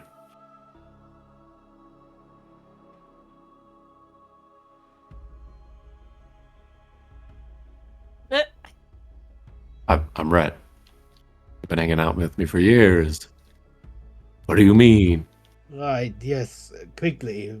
Anyone want some tea before we go? What?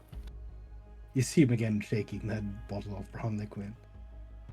As he Sure. holds out a bottle of Right. Orsten iced tea that has 10 charges. Then we'll take. We'll go ahead and take any offered tea. I'll also drink tea. Well, it has 10 charges, so, you can sip as many times as you want to, but, make sure you read the thing first, I guess. Before you divvy up charges.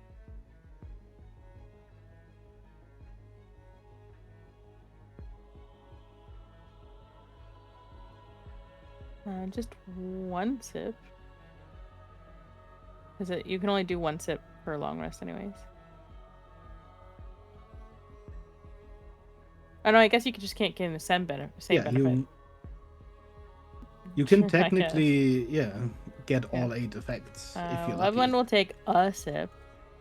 Okay, go ahead and roll. Pass it 1d8. around, sip, sip, sip.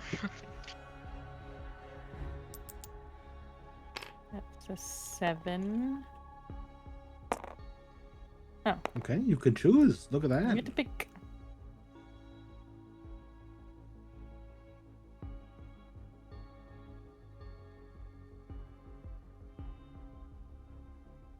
And I take the first one. Oh my gosh. What's your strength score right You need to now? roll yourself. I did roll a Mister. 1. So. Oh. All right. What? Let me just. This will probably make it easier if I. Well, there is only 10 charges, but yes, you can technically sip as many as you want. But it's just gonna override the one you had. As long as you don't know, you can have multiple as long as it's not the Oh, same. right. Oh, right. You just And can't there's have the 10 and we're same one 4, so twice. everyone can take 2, I guess? Technically, I yes. think That is pointless for me in this form. Right, yeah. I think I want to take the intelligence one.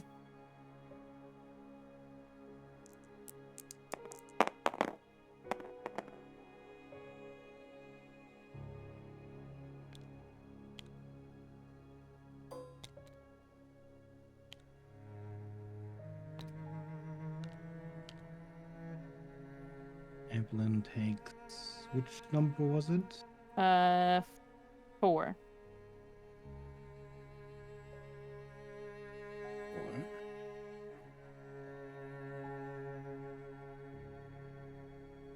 Silas also gets a 1.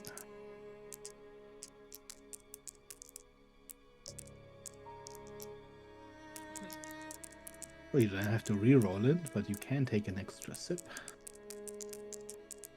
Yeah. Go for it. Nice. Perfect. bonus. Dexterity.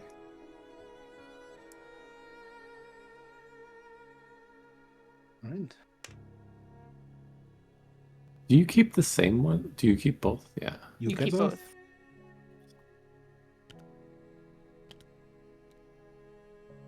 Anyone taking any extra sips?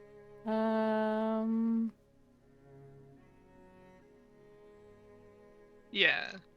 I mean, we technically could try and save it for Rhett when he's outside of when he drops polymorph too. I have 37 minutes left. Yeah, but for now, Evelyn will go ahead and take another sip as well. Yeah. Huxley as well.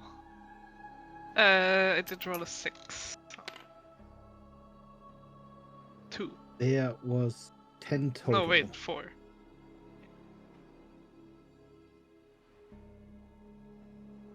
Okay, so Rolled what a extra effects 5. did you get? I You got got 6. Yes, I have 4 and 5. Mm-hmm. Yeah. Now, I only have a -1 to my charisma saves.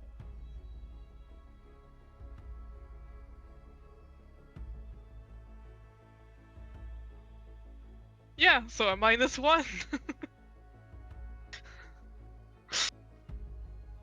Exactly.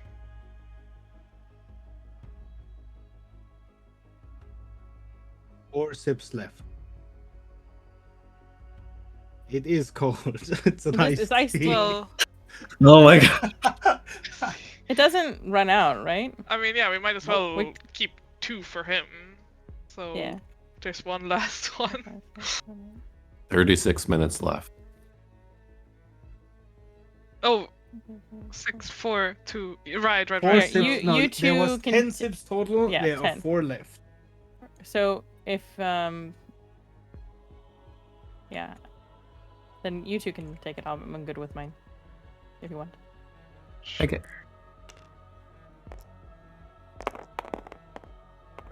Four. Yeah, Well, the best. yeah, that's pretty good.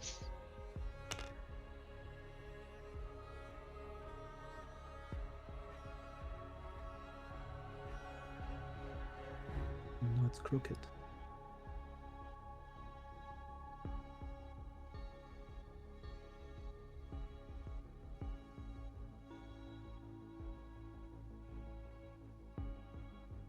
See, everyone chose nice, like next to each other options, and there's Huxley choosing every other option. I say as if you chose actively. I mean, I would love to, get a. Well, With 3, all I of guess, them. would still be. Right. Give you these so you can keep track of them easily. Hey. Once you have are marked, of course.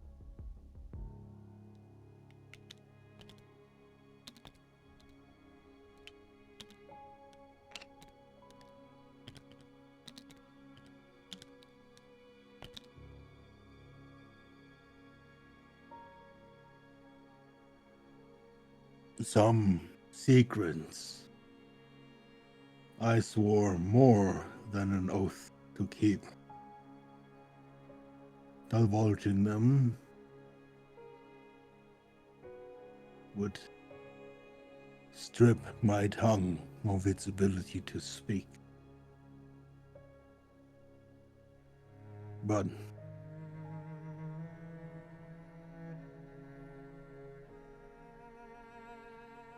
to give you something for all of this, there is a common source of both of our kind.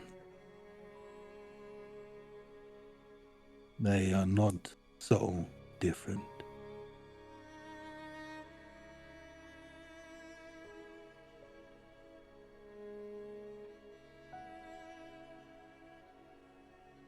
This secret is one that can upturn the world, or at least coalescent.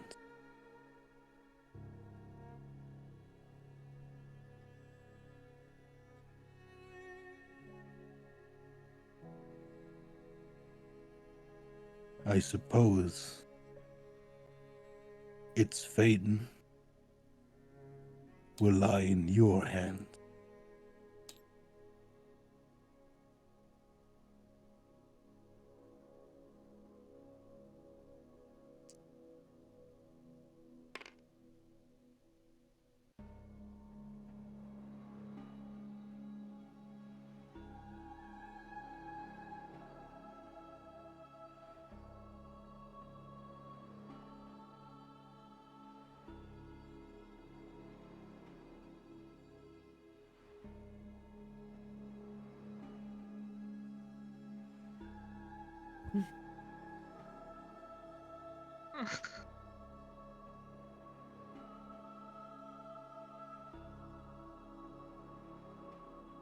Right. Then I suppose we should head out. You have bested us and spared us. There is a debt to be repaid, and I shall.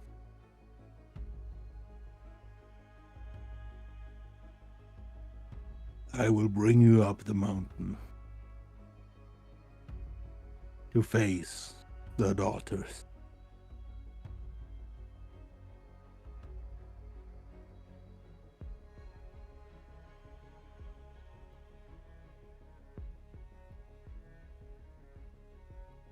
Well then, we'll take your guidance.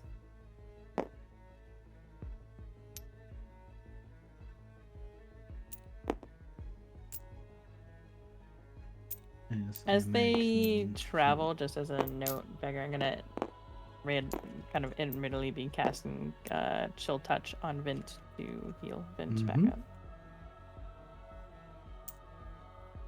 It's far back.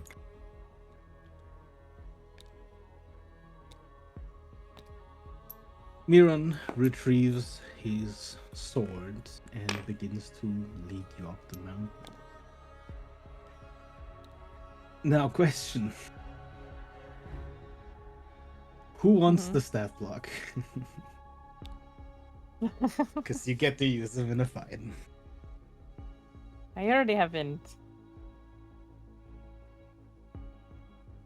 Barely. Yeah. Yeah. Probably. Sure. It's a big stat block, so take your time. I can barely keep track of my own abilities currently.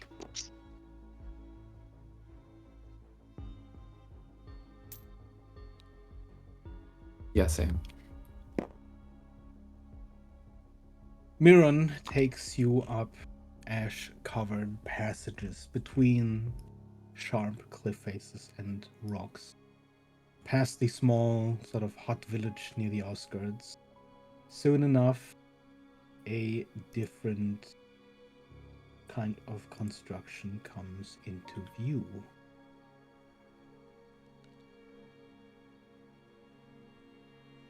In the distance, first as a shadow against already dark clouds, you see a very high wall rise from the mountain.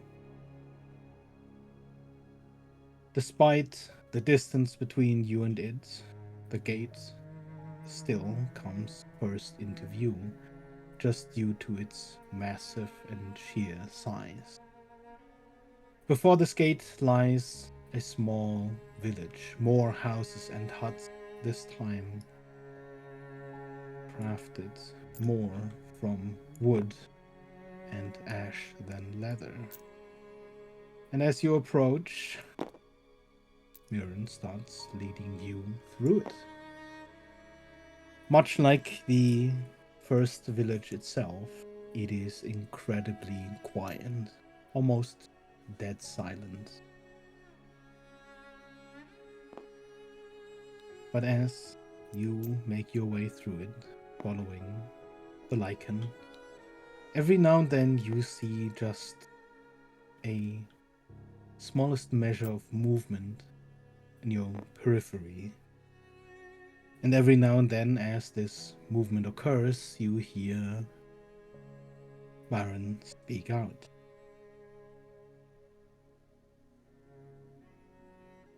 The Forbidden has fallen. It is time to leave the mountain.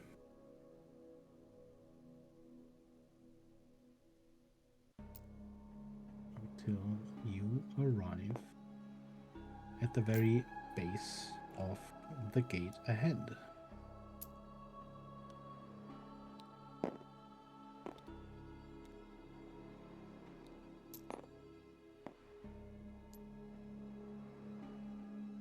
Where another gatekeeper appears to be waiting.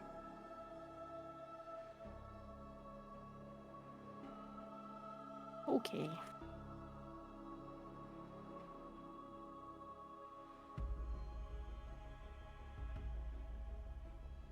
Who dares approach the Blood Gate without invitation? One of you I recognize. Though his presence here is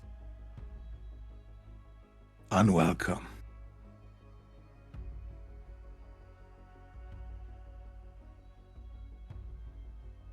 Saros, the Forbidden has fallen. We have been bested. It would be in your interest to let them pass.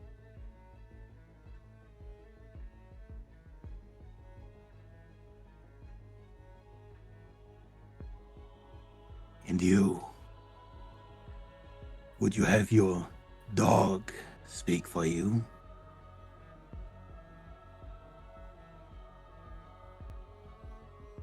You have bested them. A feat, sure. But many have done so in the past.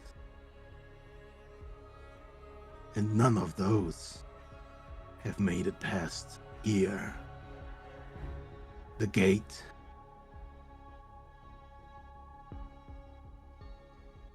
Beyond of which lies only your judgment.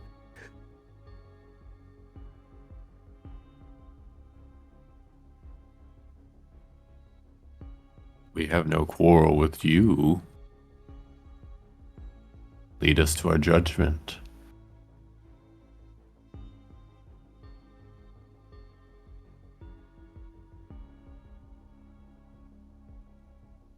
Can you go ahead and roll me a persuasion roll? Sure, let's see if he's any good at that. Okay, alright. 24? Then I let you talk even as a weird That's fine. wind thing. That's a 24.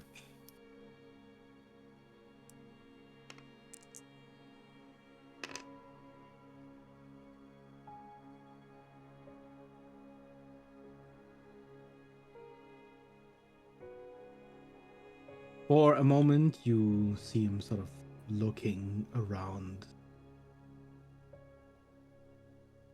the whole lot of you before his eyes again fall on Miran, and he steps towards the sign. The daughters will judge you. And we them. As he waves his hand, almost simultaneously, 4 massive stone cylinders along the side of the gate start rotating. You hear the clanking of the chain as the gate pulls hard, opening the way towards a sprawling garden beyond.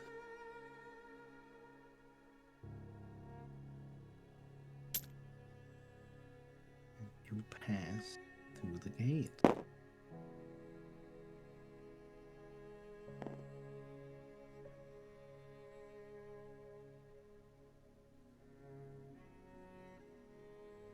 Right? I can't believe he just like stepped aside.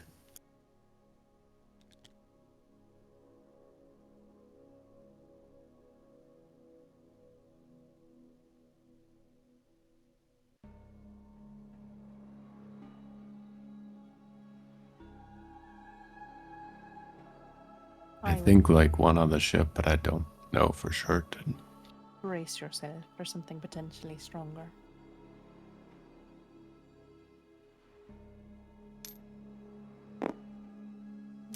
Going to move forward with that one. He's so big. How big is your elemental form? Oh, It is huge. Huge. Is Vin huge? I think Vin is huge. he's technically gargantuan. Oh, he's bigger than me then. Yeah. He's more tall than wide, but he does go past huge, even pretty much when standing normally. As you continue forward through this garden, more and more you realize that it is a graveyard of sorts. You see crypts and graves littered throughout the whole structure, amidst ash-covered tall trees and ranking vines, muscle vines.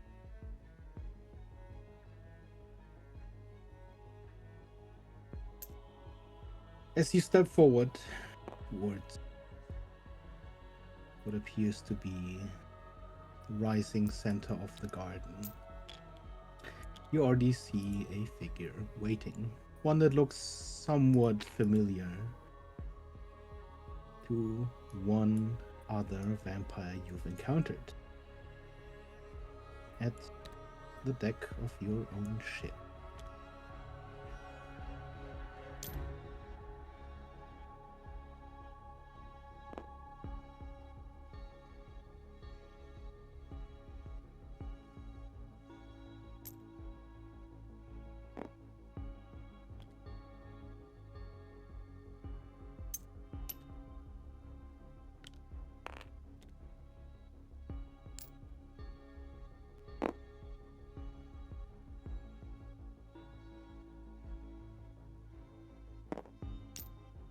I know your smell.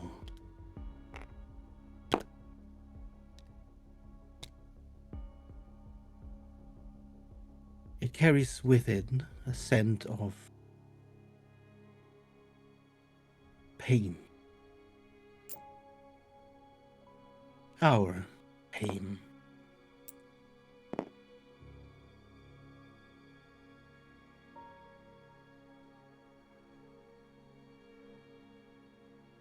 One of ours has already fallen to you.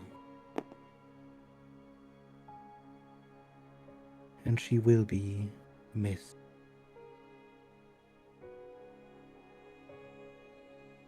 And in turn, you will pay.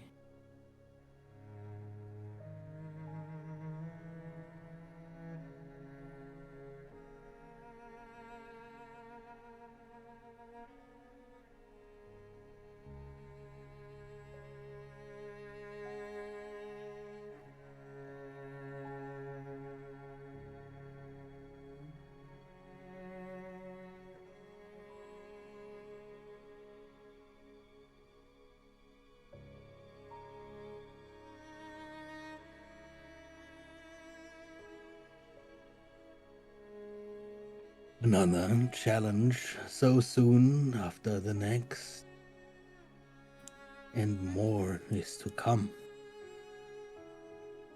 So one forges a legend.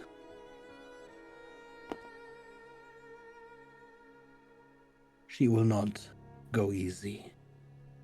Do not expect honor.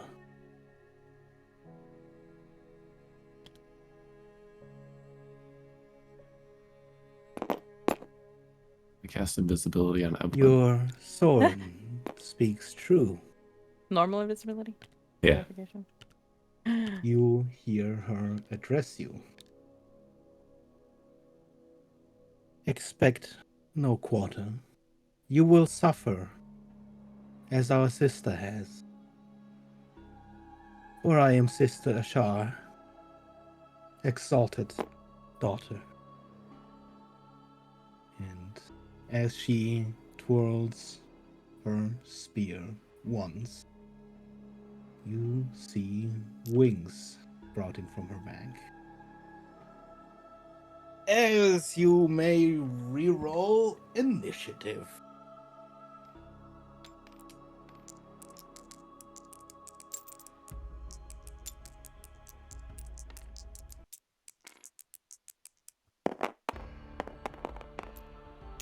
Just got ready.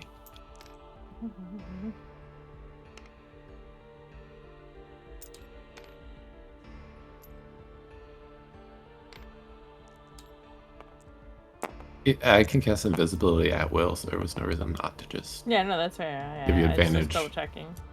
On your first attack or whatever. If she can't see me. Yeah.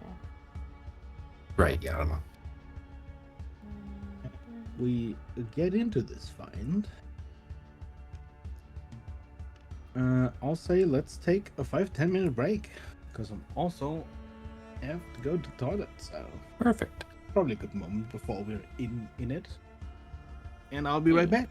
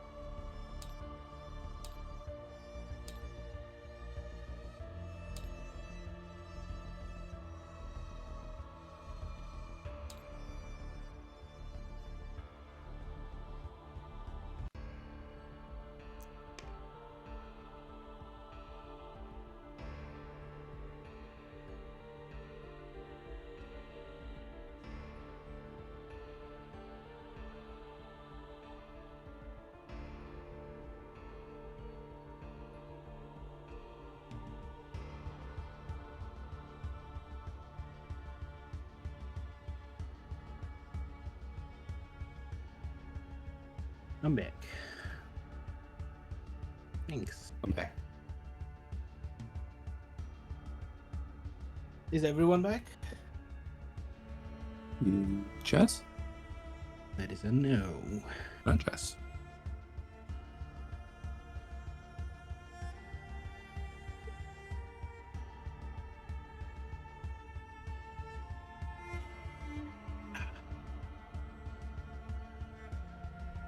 That guy was the warm-up. I'm a little scared. So yeah. I mean, they were pretty tough.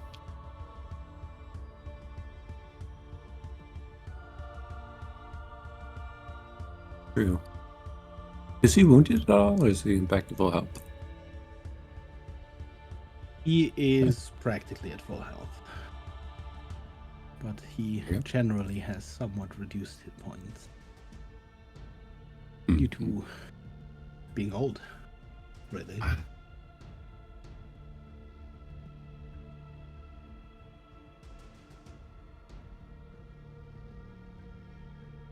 think so. I think so. I've heard people use it before. For ageism, so I think ageist would make sense.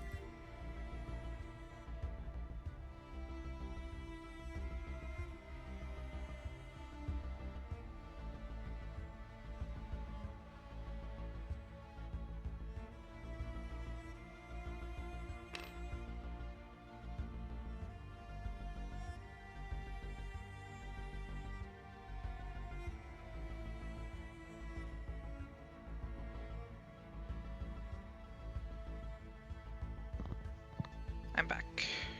Oh, welcome back.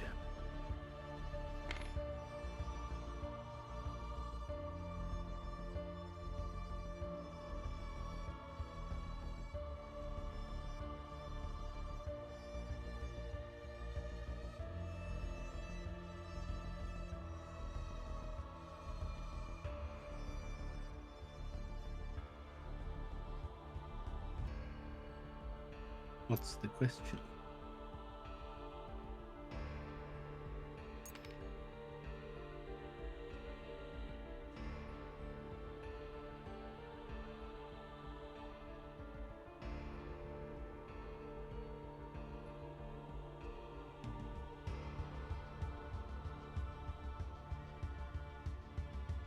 quickly check.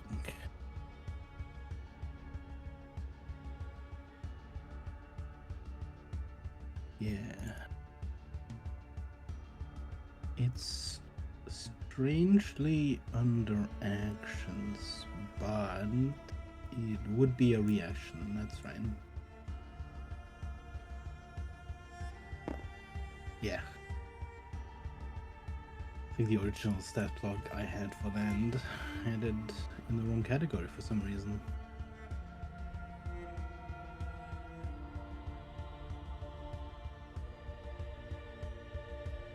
Yeah.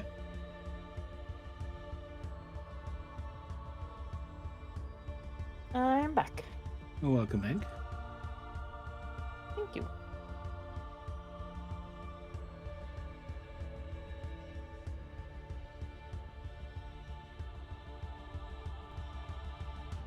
That means everyone is back. Is everyone also ready to continue? Yes. Yes. Alright, then let me take a look at the initiative. Maybe that's one of my own as well.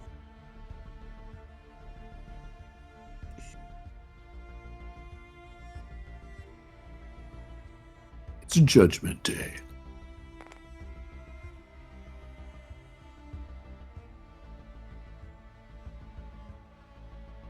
As I do with NPCs under your command, it's that they take their turn immediately after yours. Just because that makes it easier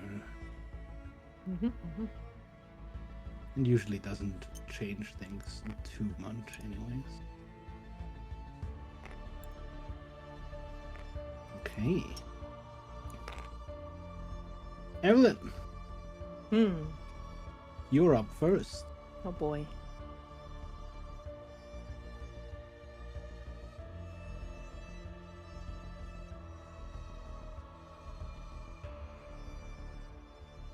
I'm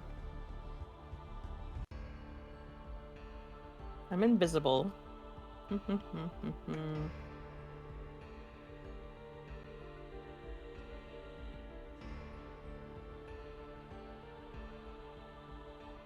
If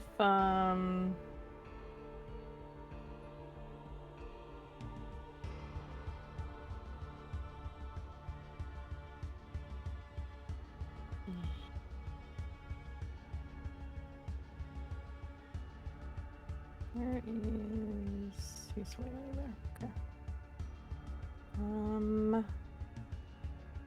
I guess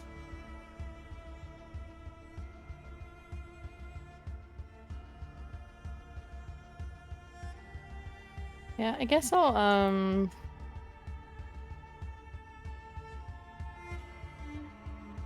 fly up ever so slightly over Vint's shoulder, and I'm just going to throw a firebolt. Can she see me or not? Just for advantage on the attack or not? She can see you. Okay. I will roll normal. That's a horrible roll. 18. Is that right? Hold on. 18.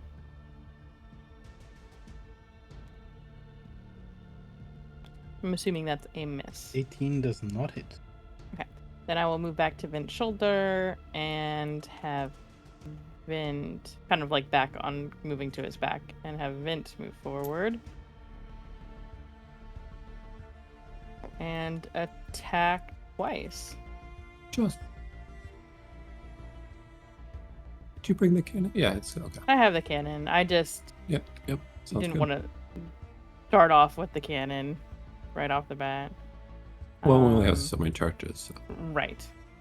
Yeah. So that's gonna be 2 thunderous slams plus 12. Hit. That's the lower one is 22. Mm-hmm. Does that hit? 22 hits. Okay. So that will be 4d10 plus 7 and 3d6. You may forego the thunder damage. Okay. Cool. So just bludgeoning damage. Mhm. All right. 4d10. That's here. Do you want me to combine the 2 attacks damage together, or does it matter? Do one first, because the other one you might have to reroll. Okay. That is 25 plus 7, 32 points of bludgeoning damage. And she needs to do a DC 18 strength saving throw or be knocked prone.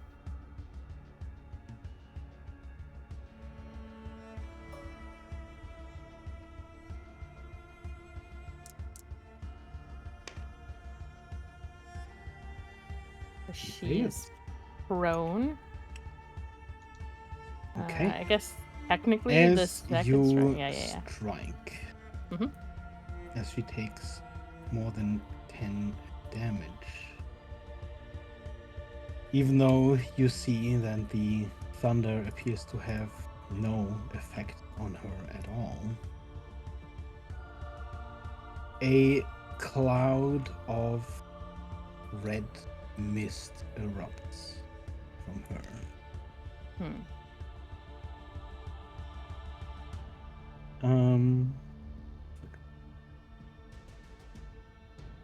How high are you up from Vint? It's a question of how tall Vint is, because I'm like on his shoulder, like hanging on the back of his shoulder. So however tall Vint is, that's how high up I am.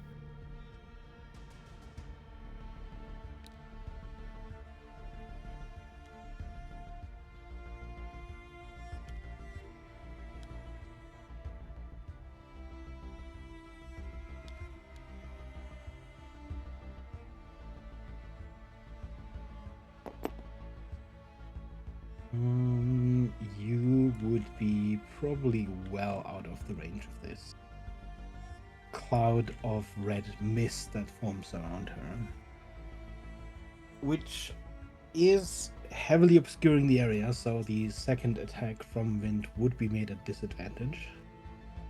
But straight roll because it's she's prone. Yes. Which I guess means that the original result simply remains. Okay. And Vint can go ahead and make me a DC 18 con save. Actually, is he immune to being He's immune to a lot of poisoned? things. Probably, right? Charmed, exhaustion, frightened, paralyzed, poisoned. Okay. Then this would not apply. Yay. Vint does not take damage, which, I mean, it would have been necrotic damage, so that would probably be It's nice. also immune. Also doesn't become poisoned. That's plus 7. 23 points of bludgeoning damage. With the second hit. Okay. And that is my turn. Right. Which means it is her turn.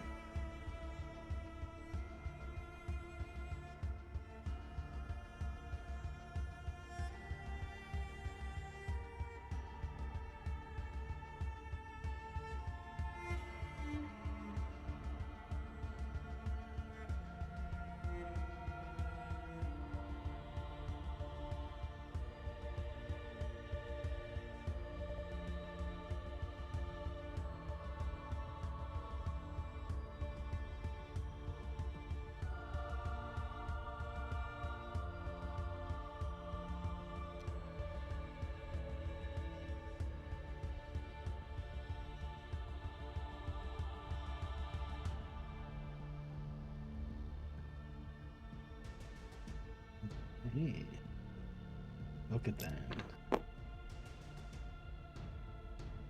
Who does she choose? I guess she chooses everyone but the construct. As you hear this discordant note ringing out as she uses her disorienting song. Can all of you, including the Lycan, please give me a DC 20 wisdom save?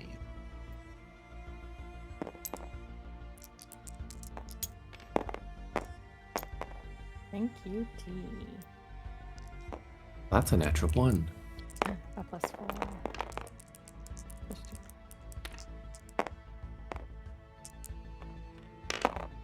Oh, is this a magical effect?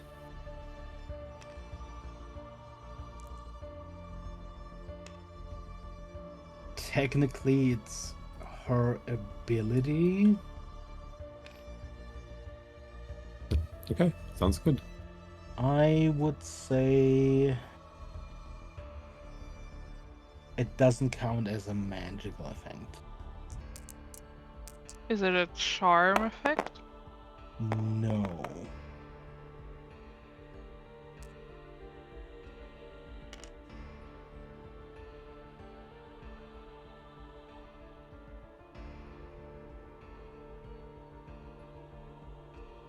Mm-hmm.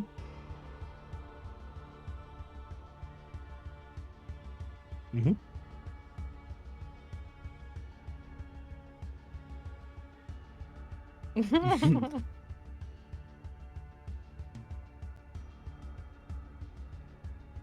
I failed. Okay. A natural 1 definitely fails. Everyone who failed is confused for 1 hour. While you Oh, are no. confused, you can't take reactions until the start of your next turn. And on your turn, you roll a d8 to determine what you are doing on that turn. On a 1 to 4, you do nothing. On a 5 to 6, you take no action or bonus action. And you move in a randomly determined direction. On a 7 or 8, you make a melee attack against a randomly determined creature within reach. Or do nothing if you can't make such an attack. You can repeat the saving throw at the end of each of your turn, ending the effect on yourself. If you succeed this save, you are immune to this song for the next 24 hours. So all of you who saved, you are immune to this effect. I'm going for a journey. Boy. And then you see, as it is also close to the end of her turn, as she flits out, almost appearing gaseous for a moment until reforming near the end of this section of the garden. Shortly after, as she ends her turn, the cloud vanishes. And that is her turn. Rhett. 1d8. 1d8. 8. Hey, is there anyone within melee range of you? Nope. Then you do nothing. And you can go ahead and repeat the save. Okay. Do I move? Or is that a different? That's. I think That is a you different rolled one. lower. Fail, I think. It's 20, right? Yes. That's fail. Okay. Do you still have bless up? Oh, true. I don't know if that would have made a difference or not, but No, it didn't. You got me close. Good quite. I'm just a cloud. Hey.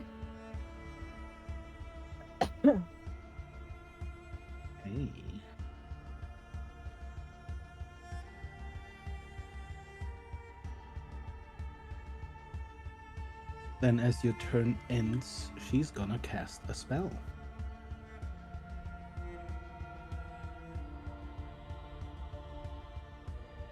I don't think anyone can stop her. Cloud, cloud, cloud. Cloud, cloud, cloud, cloud. Let me just quickly see.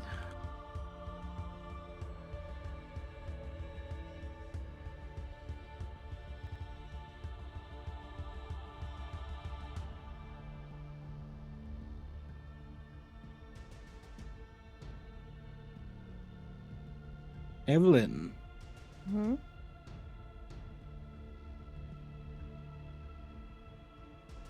can you go Yes. ahead and make me a wisdom save? Oh, The DC for this is 22. oh boy.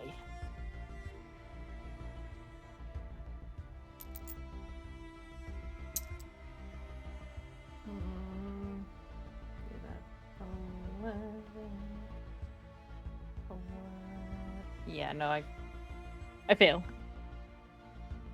You are charmed, Mhm. if so possible, as you are hit with Otto's irresistible dance. Upon Yep. Vince's shoulder, you start dancing comically, and you use all of your movement to dance in place. You have disadvantage on dexterity saving throws and attack rolls, and other creatures have advantage on attack rolls against you. You should have had advantage on that saving throw against being charmed. Why? Because you're within 30 feet of me, I technically. and I have the Yeah, I do guild also one. have Oh, if you're advantage. super high up, yeah. I also forgot I have advantage because I'm a gnome. But I guess I'll roll again real fast. But I did forget about that. If that's all right. Nope. Nope, that's still a fail. On each of your turns, you can take an action to collect yourself and repeat the save, Okay. ending the spell on a success. This has to For be the next hilarious. minute, you are dancing. She's so pissed off. She's so mad. Our most serious character. That is her legendary action. Oh, That means Huxley, you're next up. I am confused. Go ahead and roll me a 1d8.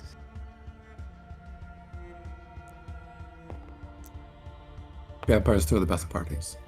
Yeah. That's an 8! I'm always On near you. an 8. You make a melee attack against the creature within reach, as there is none. I thought on an 8 I at least get you my do turn. nothing. Mm-mm. I think on the spell confusion you would, but not on this confusion. But you may repeat the saving throw. DC Yeah, I 20 only have wisdom. to roll an 18. Easy. Oh! I mean, close. Don't. Do you So have push close. heroism? No, I don't. Did you take a potion of heroism? I didn't Before drink the it, combat? at Okay. least. Gotcha, No. gotcha. Okay. Yep. If only you'd gotten the effect number 5. Huh? Yeah. I thankfully have that effect at the moment. That helped me once, not the Okay. second time. At the end of your turn,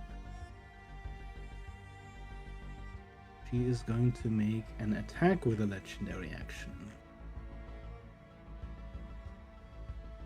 As you hear a loud note ring out as the spear hits the ground, ringing almost like a tuning fork. And she's gonna target Evelyn.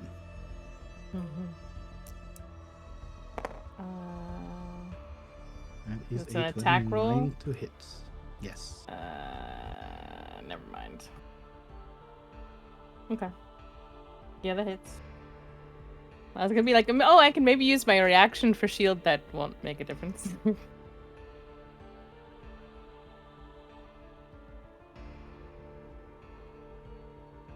I almost kind of feel bad about this, but No, it's fine.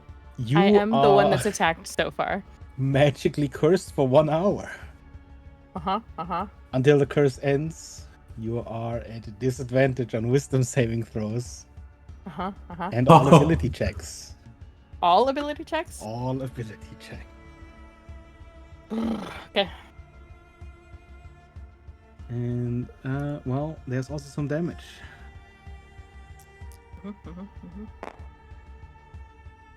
That is 19 points of slashing damage. Okay.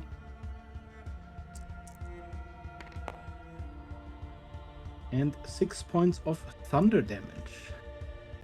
Okay.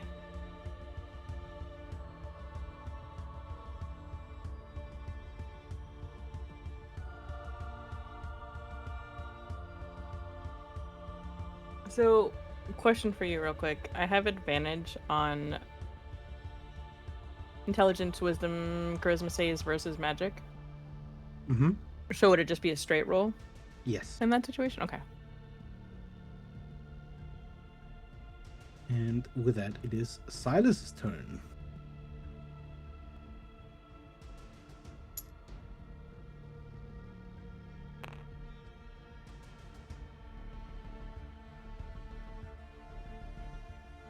Silas can solo her.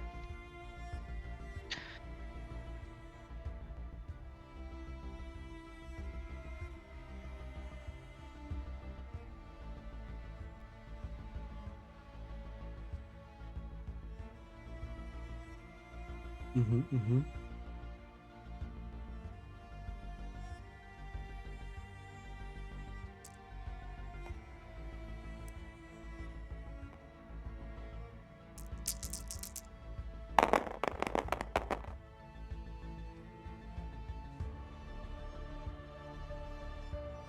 An 18 does not hit. That definitely hits.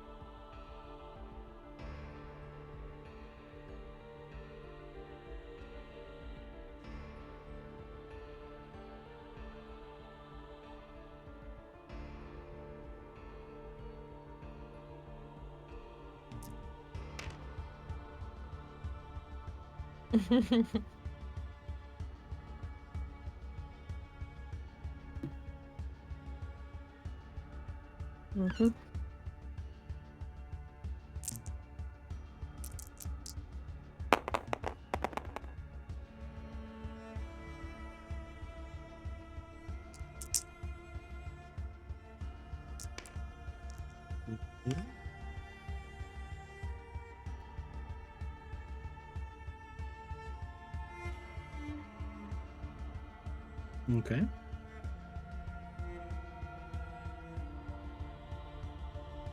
Okay.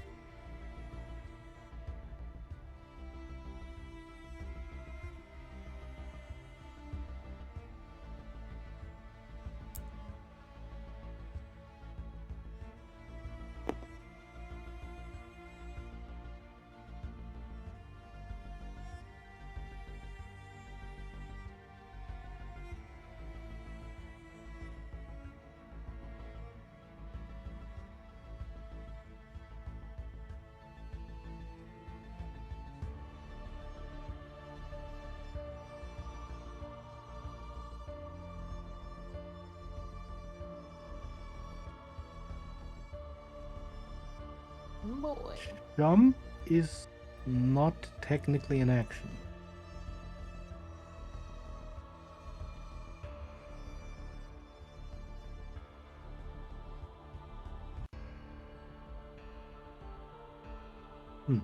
Okay. Yeah. Right. Is that your turn? Then we wrap around. Ellen! Evelyn is going to try and use her action to do a wisdom saving throw to regain control. Okay. Straight roll. Okay, 17 and 1, 18 plus 4. So 23. That beats. You are no longer under the effect of Otto's irresistible dance. Cool, just the normal curse. I'm going to tell Vint to move forward again.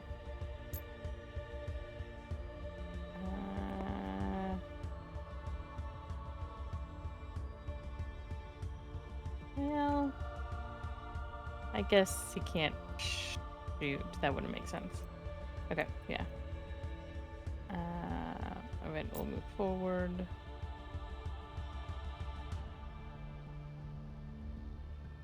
Oops. Back 5 feet.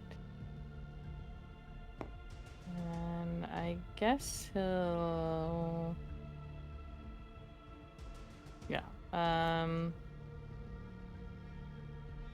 We'll be glancing back at these two, wondering why they aren't doing anything. You know, that's fine. She's gonna only do that, and I'll take the dodge action. Okay. And that's my turn. Okay, then it is her turn.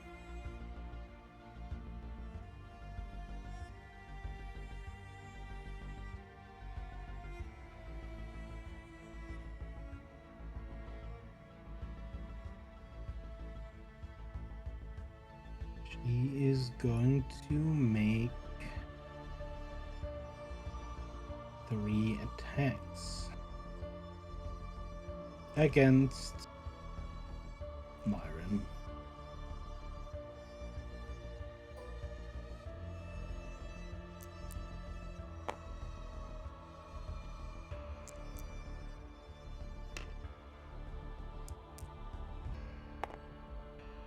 Oof. Okay, so please mark down that Myron is also cursed, having disadvantage on wisdom saves and on ability checks. Also takes 21 points of slashing damage. And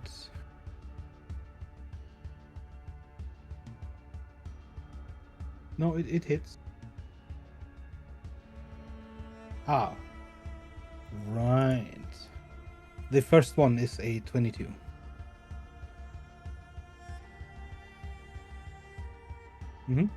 Which one do you parry? Okay. Then Miron is not cursed. Instead, the intoxicating touch will hit.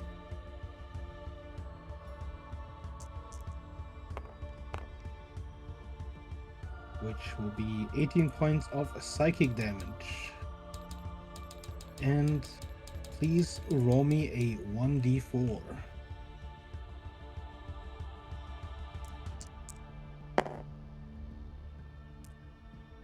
Okay, please mark down that Miron's charisma is reduced by 1.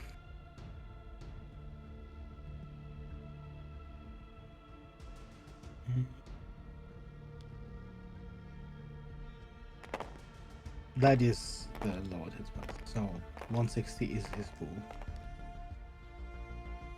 Okay, and that is her turn for now. Didn't get much done, to be honest. Red. A 1d8, please. 1. 1. Which is a big ol' do nothing, I believe. Right, let's turn And you away. can go ahead and roll to save for that song.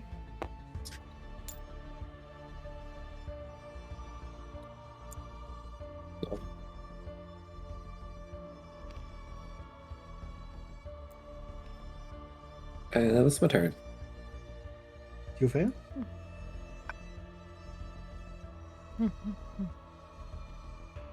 Salty? Yes, I failed. Sorry, it didn't come through.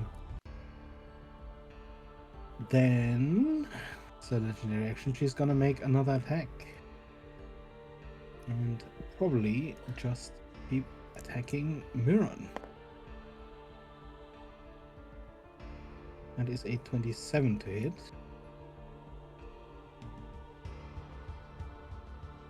Which means that Miron is also cursed.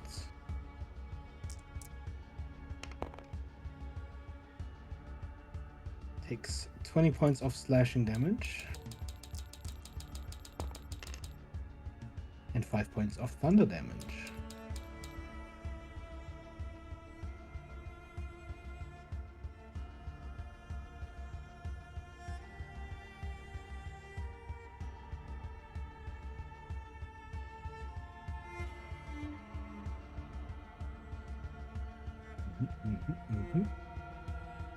Okay, which means Huxley, a 1d8, please.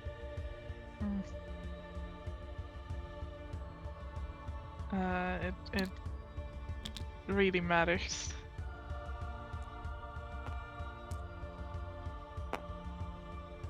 What? Okay. Well, you know, maybe you move towards red and then you can beat each other up. 10. Okay. Oh no. I'm beating up the air. Or maybe I'm start beefing with this tree. Then, as a legendary action, you see her once again turn gaseous, invoking no opportunity attacks. And you know what I'm realizing is that I never actually put the tracking like a dinkus. Gone. She disappeared. And she will reappear 60 feet, I guess, right here.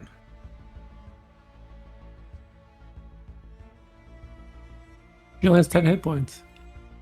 Doesn't go. All right, Silas.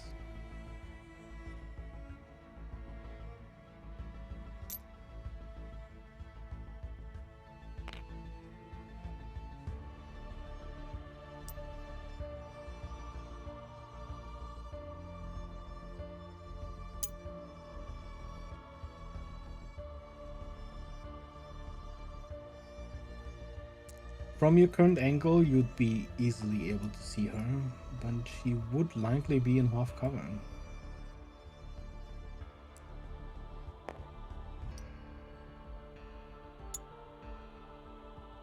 Unless you have anything that ignores cover.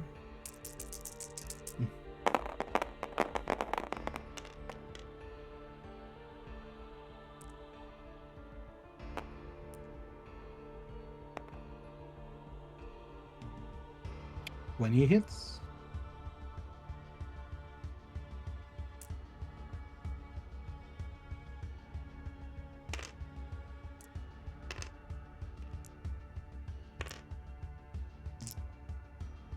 Wait, actually, hold on. How much does half cover in? The tour is at 5. It's 2. Okay. Yep.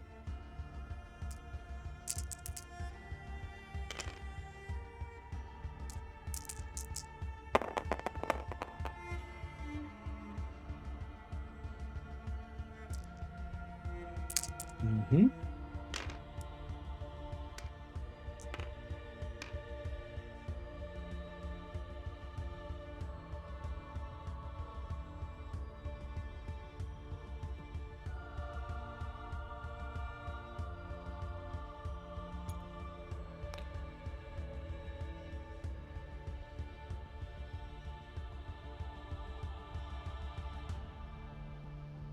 And as a legendary action, she is going to cast another spell No one can stop her. at Silas. He's Can you gonna go be ahead and make me a wisdom save. DC is 22.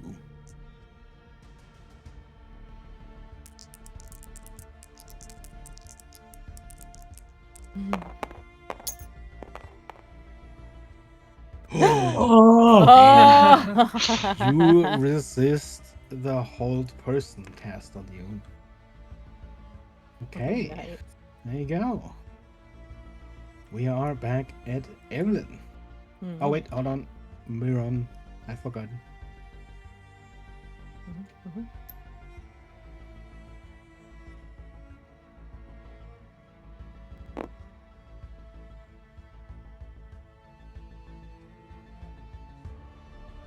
There is a fence also here that you'd have to get over if you wanted to actually attack.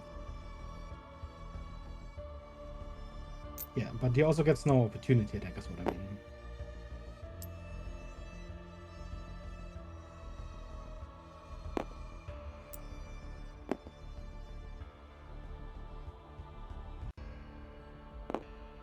Hmm?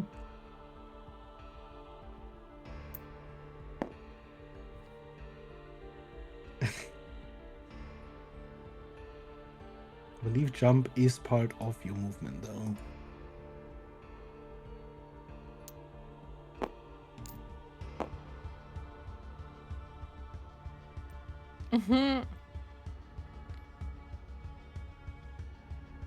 Almost like you guys hate fighting wizards. Or in this case, technically a bard.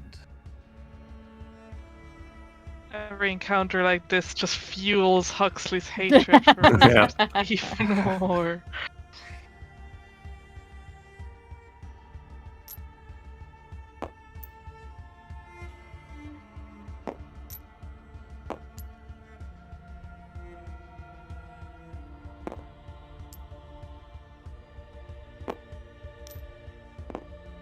It's about 8 feet high, which probably, given his movement, wouldn't be too much of a challenge.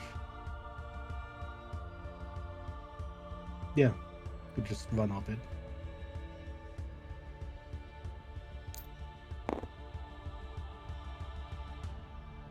Probably, but it would probably be 3/4 cover. You'd sort of see the tip of her, the top, the head, and stuff.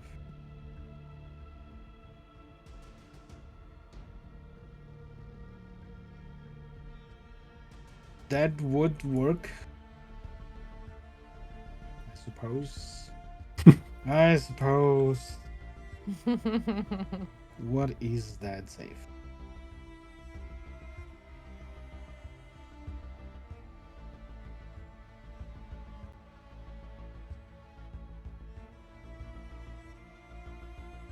Appreciated. Excellent.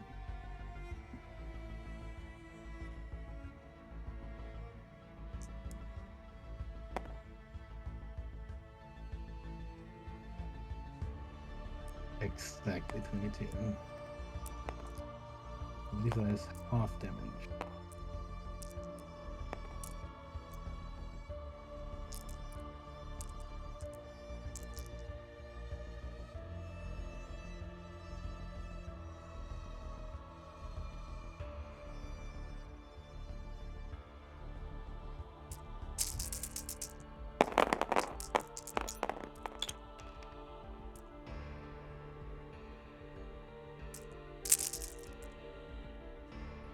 Nice.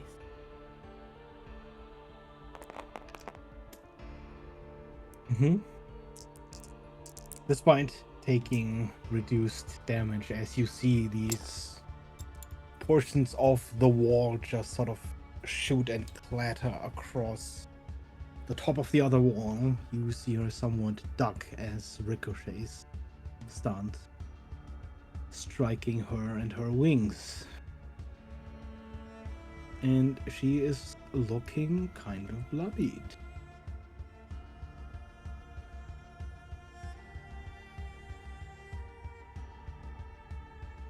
Okay. Top of initiative, Evelyn.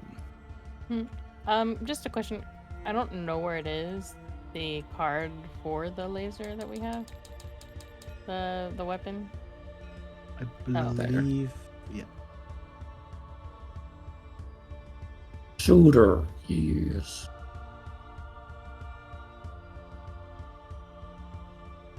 Shoot her. Shoot her. Vent will move this way. And I believe he'd have a clear line of sight on her from here. Mm-hmm. And Evelyn will tell him to shoot the cannon. Okay. I guess technically Evelyn's turn comes first, sorry. Evelyn will, while they were back over here, she'll shoot a firebolt at her. Mm-hmm. That is going to be probably a miss. That's dirty 20.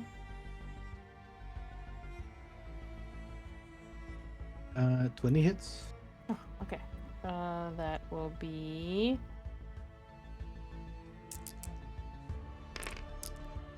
22 points of fire damage.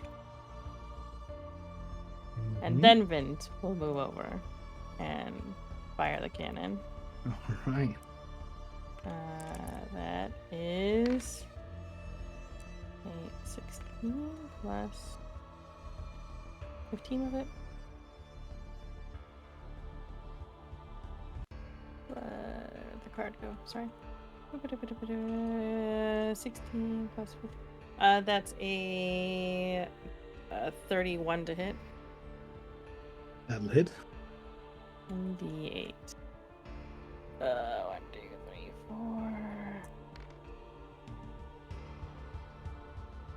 6, 7, 8, 9. I got one of these. That is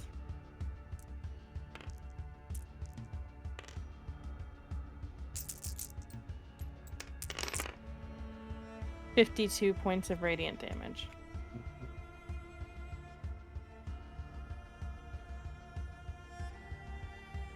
You see this beam of just sunlight sear clean through part of her wing and part of her upper torso, taking out a chunk of this vampire, who stands there for a moment in disbelief.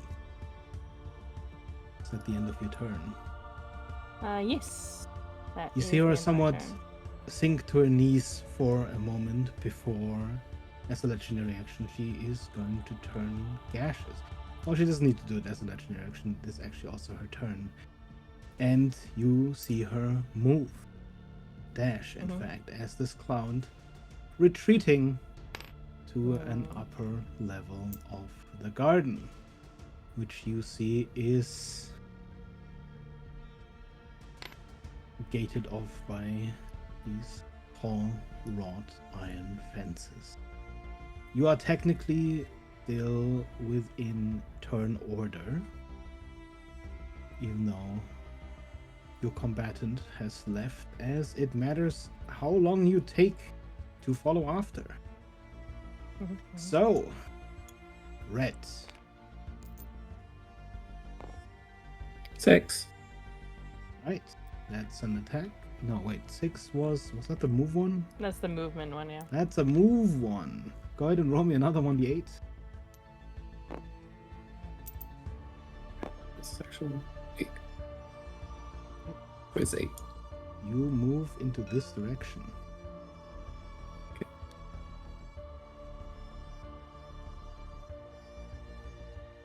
So far. There we go. And you can go and make the save.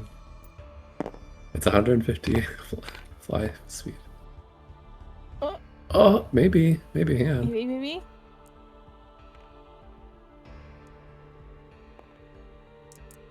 He's Maybe. gotta roll his. See, I mean, one extra. Let me think. 7. Yeah, that's enough. Okay, you are no Hey. longer confused. Finally, steadying your mind, your own sensitivity, perhaps, to harmonics playing against you in this case. Yes, you face an enemy bard. How did I get here? And next up is Huxley. 1d8, please. Yes. 7. An attack, and luckily no one. Spelling the wall. Well, Evil wizard wall. You see Bossman, who had walked up, going a little bit further back as you yell about wizards and attack a wall. So Awkward. confused.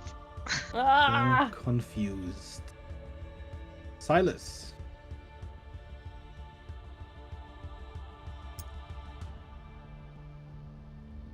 Not waiting on your fellow companions?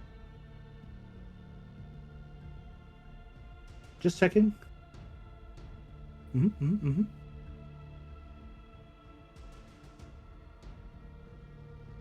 You cannot.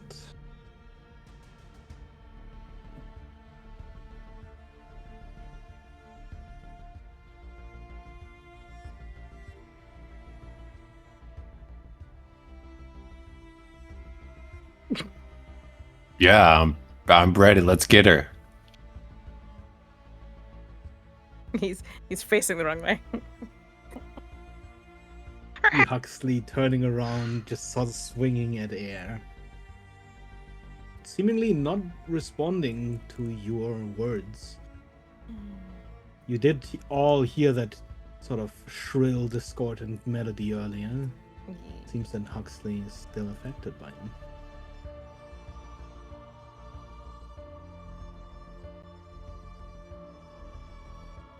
Ah. Good to know, good to know.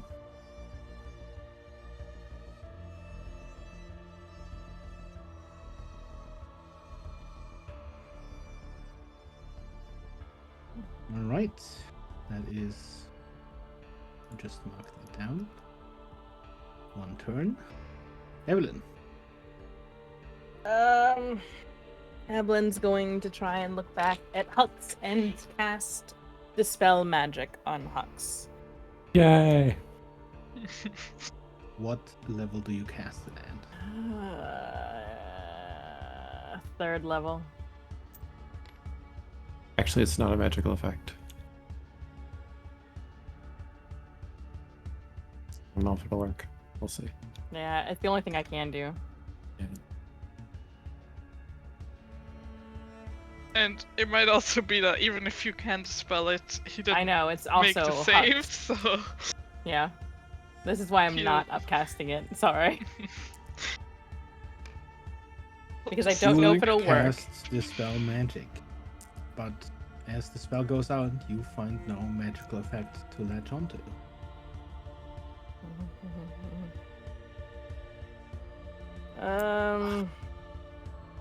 I'm not sure what's wrong with Hux, but we can't stay here. And I'm going to continue to follow, I guess. Mhm. I can't stop whatever's going on with him. And Vint is going to dash.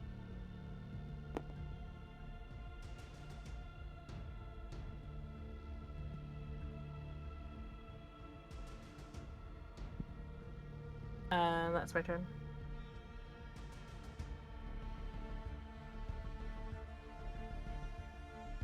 Okay. It's my turn. Okay. With this song, it was like a verbal melody thing, right? Mm-hmm. Okay. Seem to resonate in your very mind. In my very mind. But it started initially as something that we heard, right? Mm-hmm. No, because it also got me.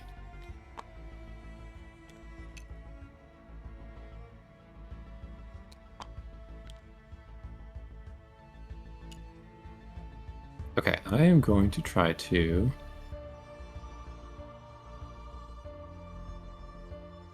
I don't know if this makes any sense. Maybe... So the Aero Elemental has like a thundercrack thing Mm-hmm. that deafens. Okay. Do you think I could try to use it to deafen Huxley to Sure. the music? It Is would the music technically... still ongoing? I don't know. I don't know if it would like deafen in the mind as well. You know, I'm reaching here. I'm trying. It would be a DC 24 Constitution save, usually. I'll give you the choice. You can either automatically fail it or roll it with disadvantage, Huxley. No, I can. I'll just fail, I guess. And then Boltzmann also needs to make the save. Yep. Well, he's gonna have to roll on it. What's that save? It's a DC 24 Constitution. Oh yeah, he fails. Okay. As the thunder crack rings out, there's this deafening blast that almost knocks you over, Huxley. But gives you enough of a shock. Auditory as well as physically going through your mind. There's a sort of ringing in your ears that overrides your confusion. Do unfortunately take 19 thunder damage, as does Boltzmann. You come back, but are deafened. For how long Then I'll are they start. deafened? 1 minute. Okay, so And I start going this 10 way. turns. That's all my turn. Yep, sorry, but you're back at least.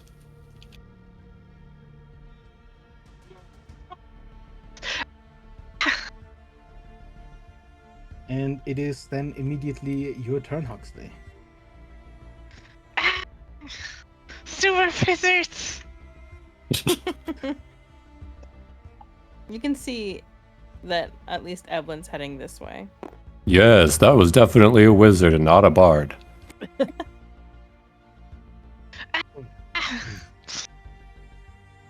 Okay, wait, so... 80... 60... I can get to there. With Hey. my action. Silas. While... just... raging. Not actually raging, just verbally. Yeah, Yeah. just actually raging. Yeah. Raging without the actual rage. Silas. As you move to follow, as you reach this sort of threshold, it's almost as if space stretches in front of you, as if these iron bars shoot up beyond your reach.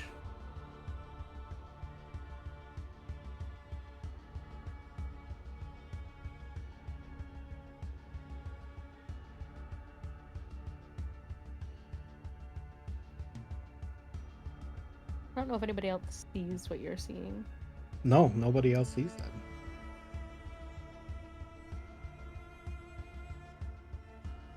Yeah, you see Silas just sort of stop in the middle of the air.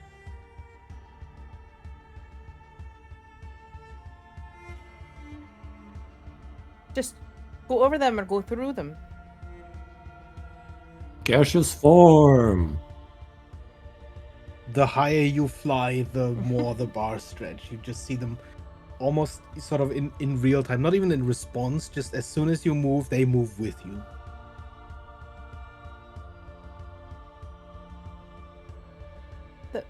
they haven't moved. Is How Silas moving far- higher? I mean, can we see him moving higher? Is the question I'm asking bigger. Does that make sense? Yes, you do. So he's well over the top of them. Your true sight also does reveal, Silas, since you all have true sight, that this is not an illusion. These bars are there in front of you.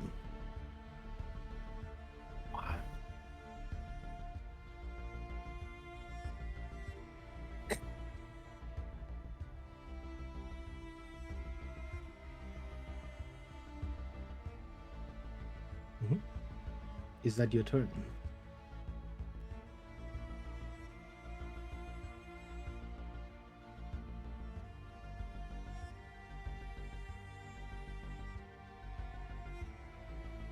You slip? Okay, well then, there is something we have to... It's been a while since you've slipped. It has been. You, for a split second, for that split second that you sort of vanish, you dip into the slip. You see something that might give you pause. The image you'd seen before of the body hanging in that space has changed. It's difficult almost for your mind to grasp as you see these clouds almost like strings enveloping this body that you see floating there. It's a very strange structure, one that you can't quite place your finger on. It reminds you closest of maybe you left something to eat out for too long. But other than that, there's little reference that you have to what you're seeing. Do you continue the slip? I'm assuming you continue to slip, or does this stop you in your tracks?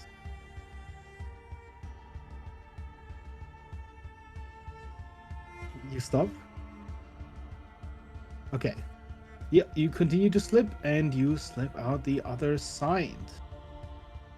And you will be first to make it to the next stage.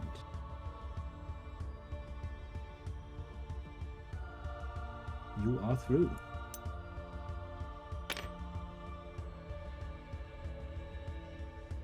Before you see two figures.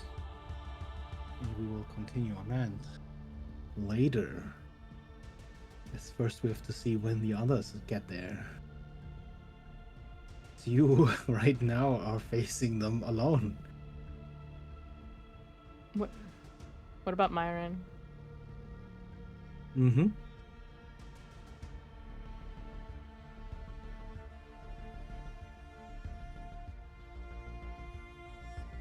As you start sort of grasping onto the bars and climb, the same thing happens. The bars extend and stretch before you.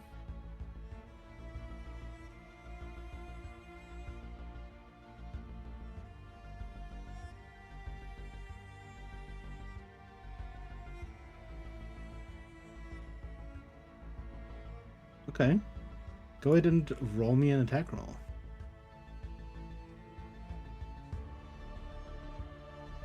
Mm-hmm.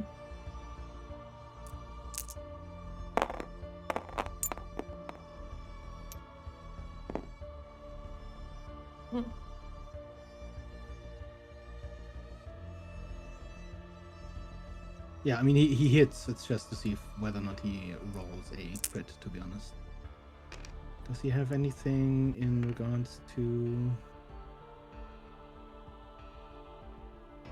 Right. Damn, why did I give him...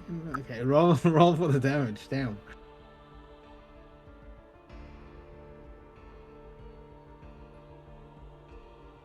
Of course.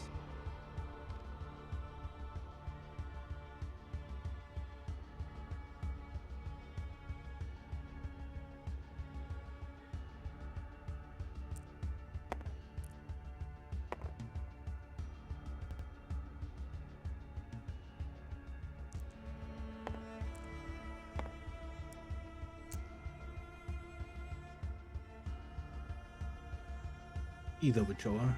Which do you prefer? Hmm?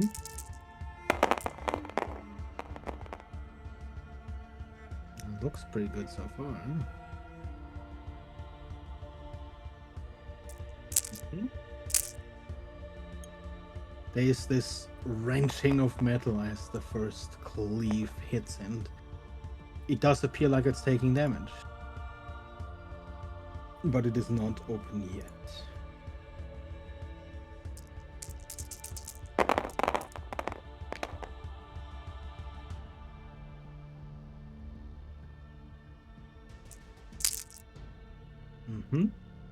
Another heavy hit almost wrenches the gate free, but there's just enough left to stop you away. End of his turn, I'd like to teleport 120 feet.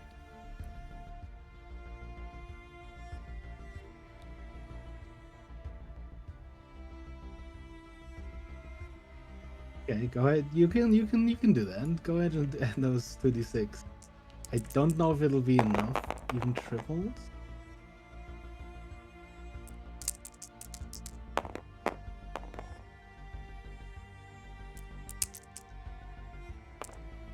Closer, but still a little bit off.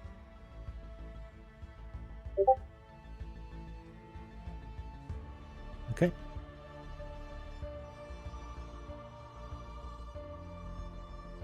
Then, as we wrap around, as Red would technically still be here, you'd hear Boltzmann as he's running forward, yelling, "Help! Help!"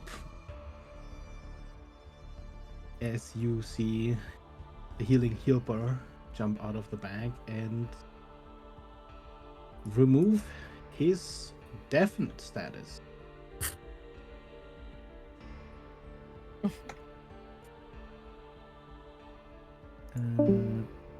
Why did Freya just choose? She's got a migraine.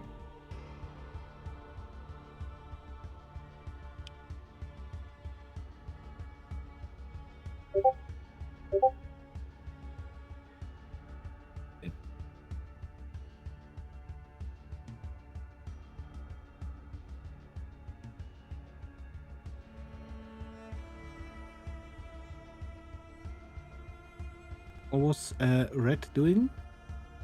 I go through the bars with just being a gas? Do you teleport through, or do you teleport in front of it and then go through? I teleported in front of it, and then I was just gonna go through. Well, you are gaseous. You move on through. Okay. Was that like your legendary action? After Myron's turn was a legendary action just to get closer. Well, be there with Silas. Don't worry, buddy. Okay. Then Huxley. I think it's my turn. Oh yeah, it would be. Why did Red move first? What the hell? Legendary action. It was a legendary Right. action. You just gave me a turn for no reason. Oh, so that's at the end of the turn still. Okay. I just got That closer. is- That's all. Actually, Was the good gate to note. broken or not broken? I missed that. Not yet. It is close. Okay. So wait, did you already get through with your legendary action? No. Okay, no. okay. So I am right there, Yes, and then I it's Evelyn's turn, and then it's me going through. Evelyn's gonna tell Vint to scoop up Hux. Mhm. And move forward. And I don't know if that counts as an action or not, or just No, it's like a free object interaction. okay. As you move forward with Vin sort of, obviously towering over the gate and moving up the stairs even much higher. So you also now see the bar sort of grow before you.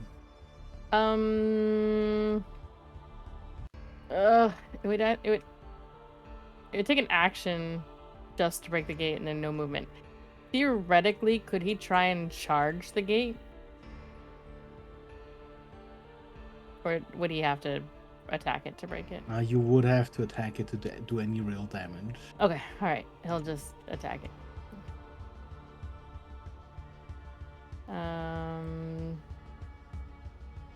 That's no damage. Okay. That is a what is it? 18 to hit. Mm-hmm. That will be C, so he does double damage.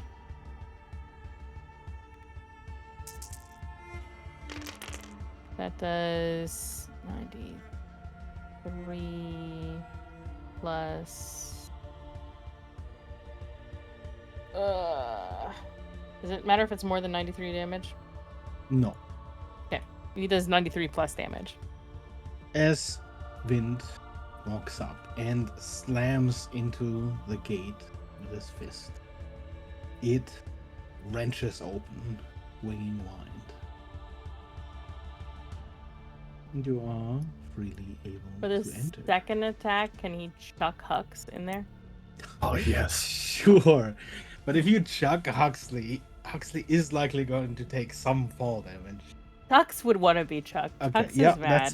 that's fair. Edwin will direct, since Vin can't move any further, Edwin will tell Vin to throw Hux in there.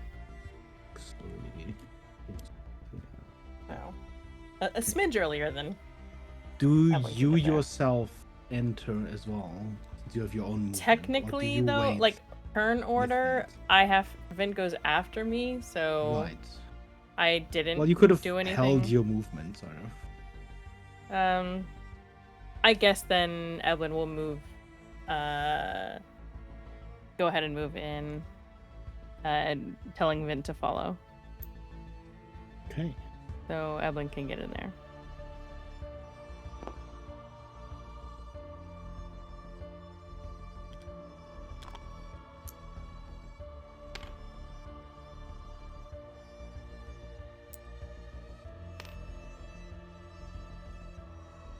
All right. Then, as you make your way through to the other side, that is where we'll call it for today.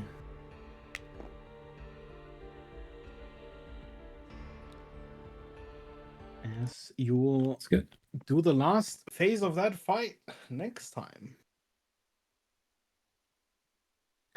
Okay.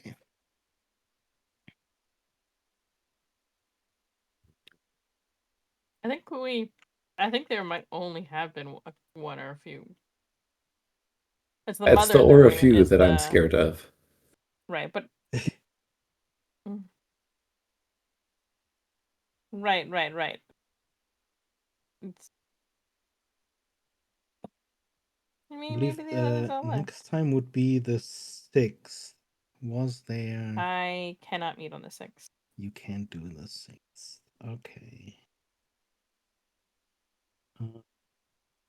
Was there anyone else who had potential problems that week? Okay. I'll post something in the Discord then, and we'll see if we are able to move it around. Are you only unavailable on the 6th or also I around? don't know yet. I know for sure the 6th. I'm waiting for more details. Okay. All right. If the 6th does not happen, then it would be the 20th. Just checking if there's also something there for anyone. I don't have anything on the 20th. Okay. Looks at you. 20th of September. Okay. Well, good, because it's the regular schedule, and I would be mad. All right. then we'll see about next session, either around the 6th sometime or on the 20th. All right. Okay. Thank you guys for session. Thank Thanks, you. Vega. Yes. Yeah. I will see you guys later or next time. And yeah. Have a good night. And I will see you guys for next session. Yeah. Bye-bye. Bye. Love you guys. Wow. You too.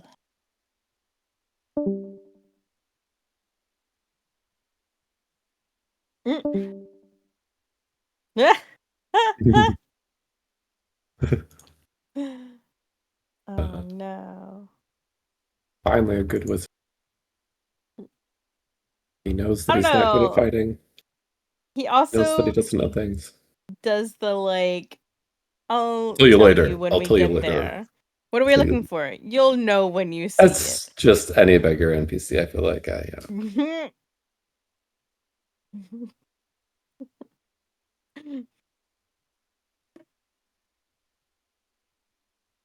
Uh-huh. Uh-huh. Uh-huh. He was told not to. Huh? Boltzmann very kept him out of it. convenient. Also, Boltzmann has done some healing, sure. Yeah, he's been healed. And that iced tea he gave around, although he's just kind of giving us things between combat, so not during combat.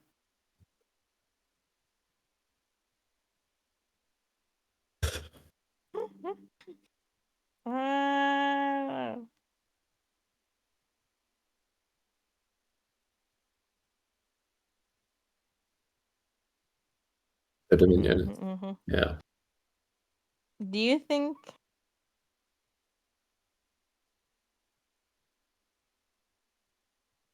Vidara will be mad if we turn the sun on? Nah, it's fine. In case of an emergency. It'll have to be you though, because I know. it might You would actually do a mind? lot of damage to everybody, but it's fine. I It think could maybe. be, yeah.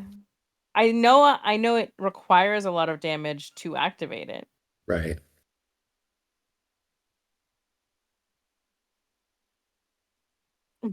Maybe. Yes.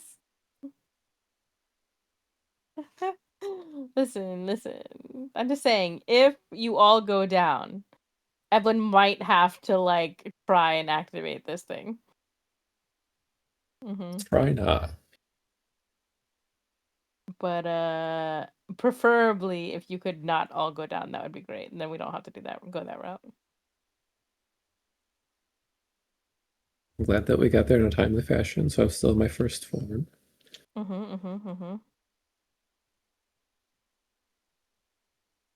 We still have the teeth. There's a dragon in there somewhere. We might get lucky. Yeah.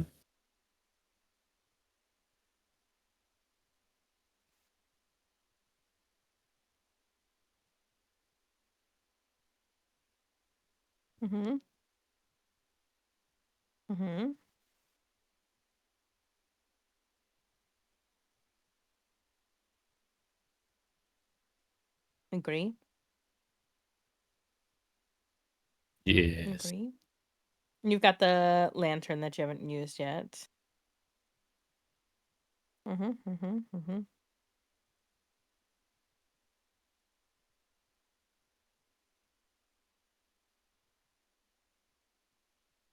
I haven't used my bubble shield yet.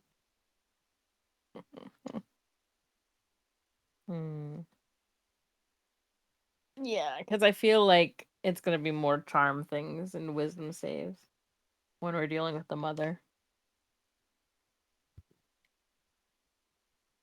A little scary. I know if Hux was there, though, Hux would have been like, throw me. So I was like, that I got. Hux is too mad, so at least Hux is in there. Maybe taking bludgeoning damage, but I don't. It's the bludgeoning damage. I think Hux would have been given a warning, although he's deafened. Hux was deaf, so So I don't know if Hux theoretically might be able to rage before. Lux theoretically might be immune to things now that he's deafened. Well, not possibly, but like being. If I was there's thinking like the sound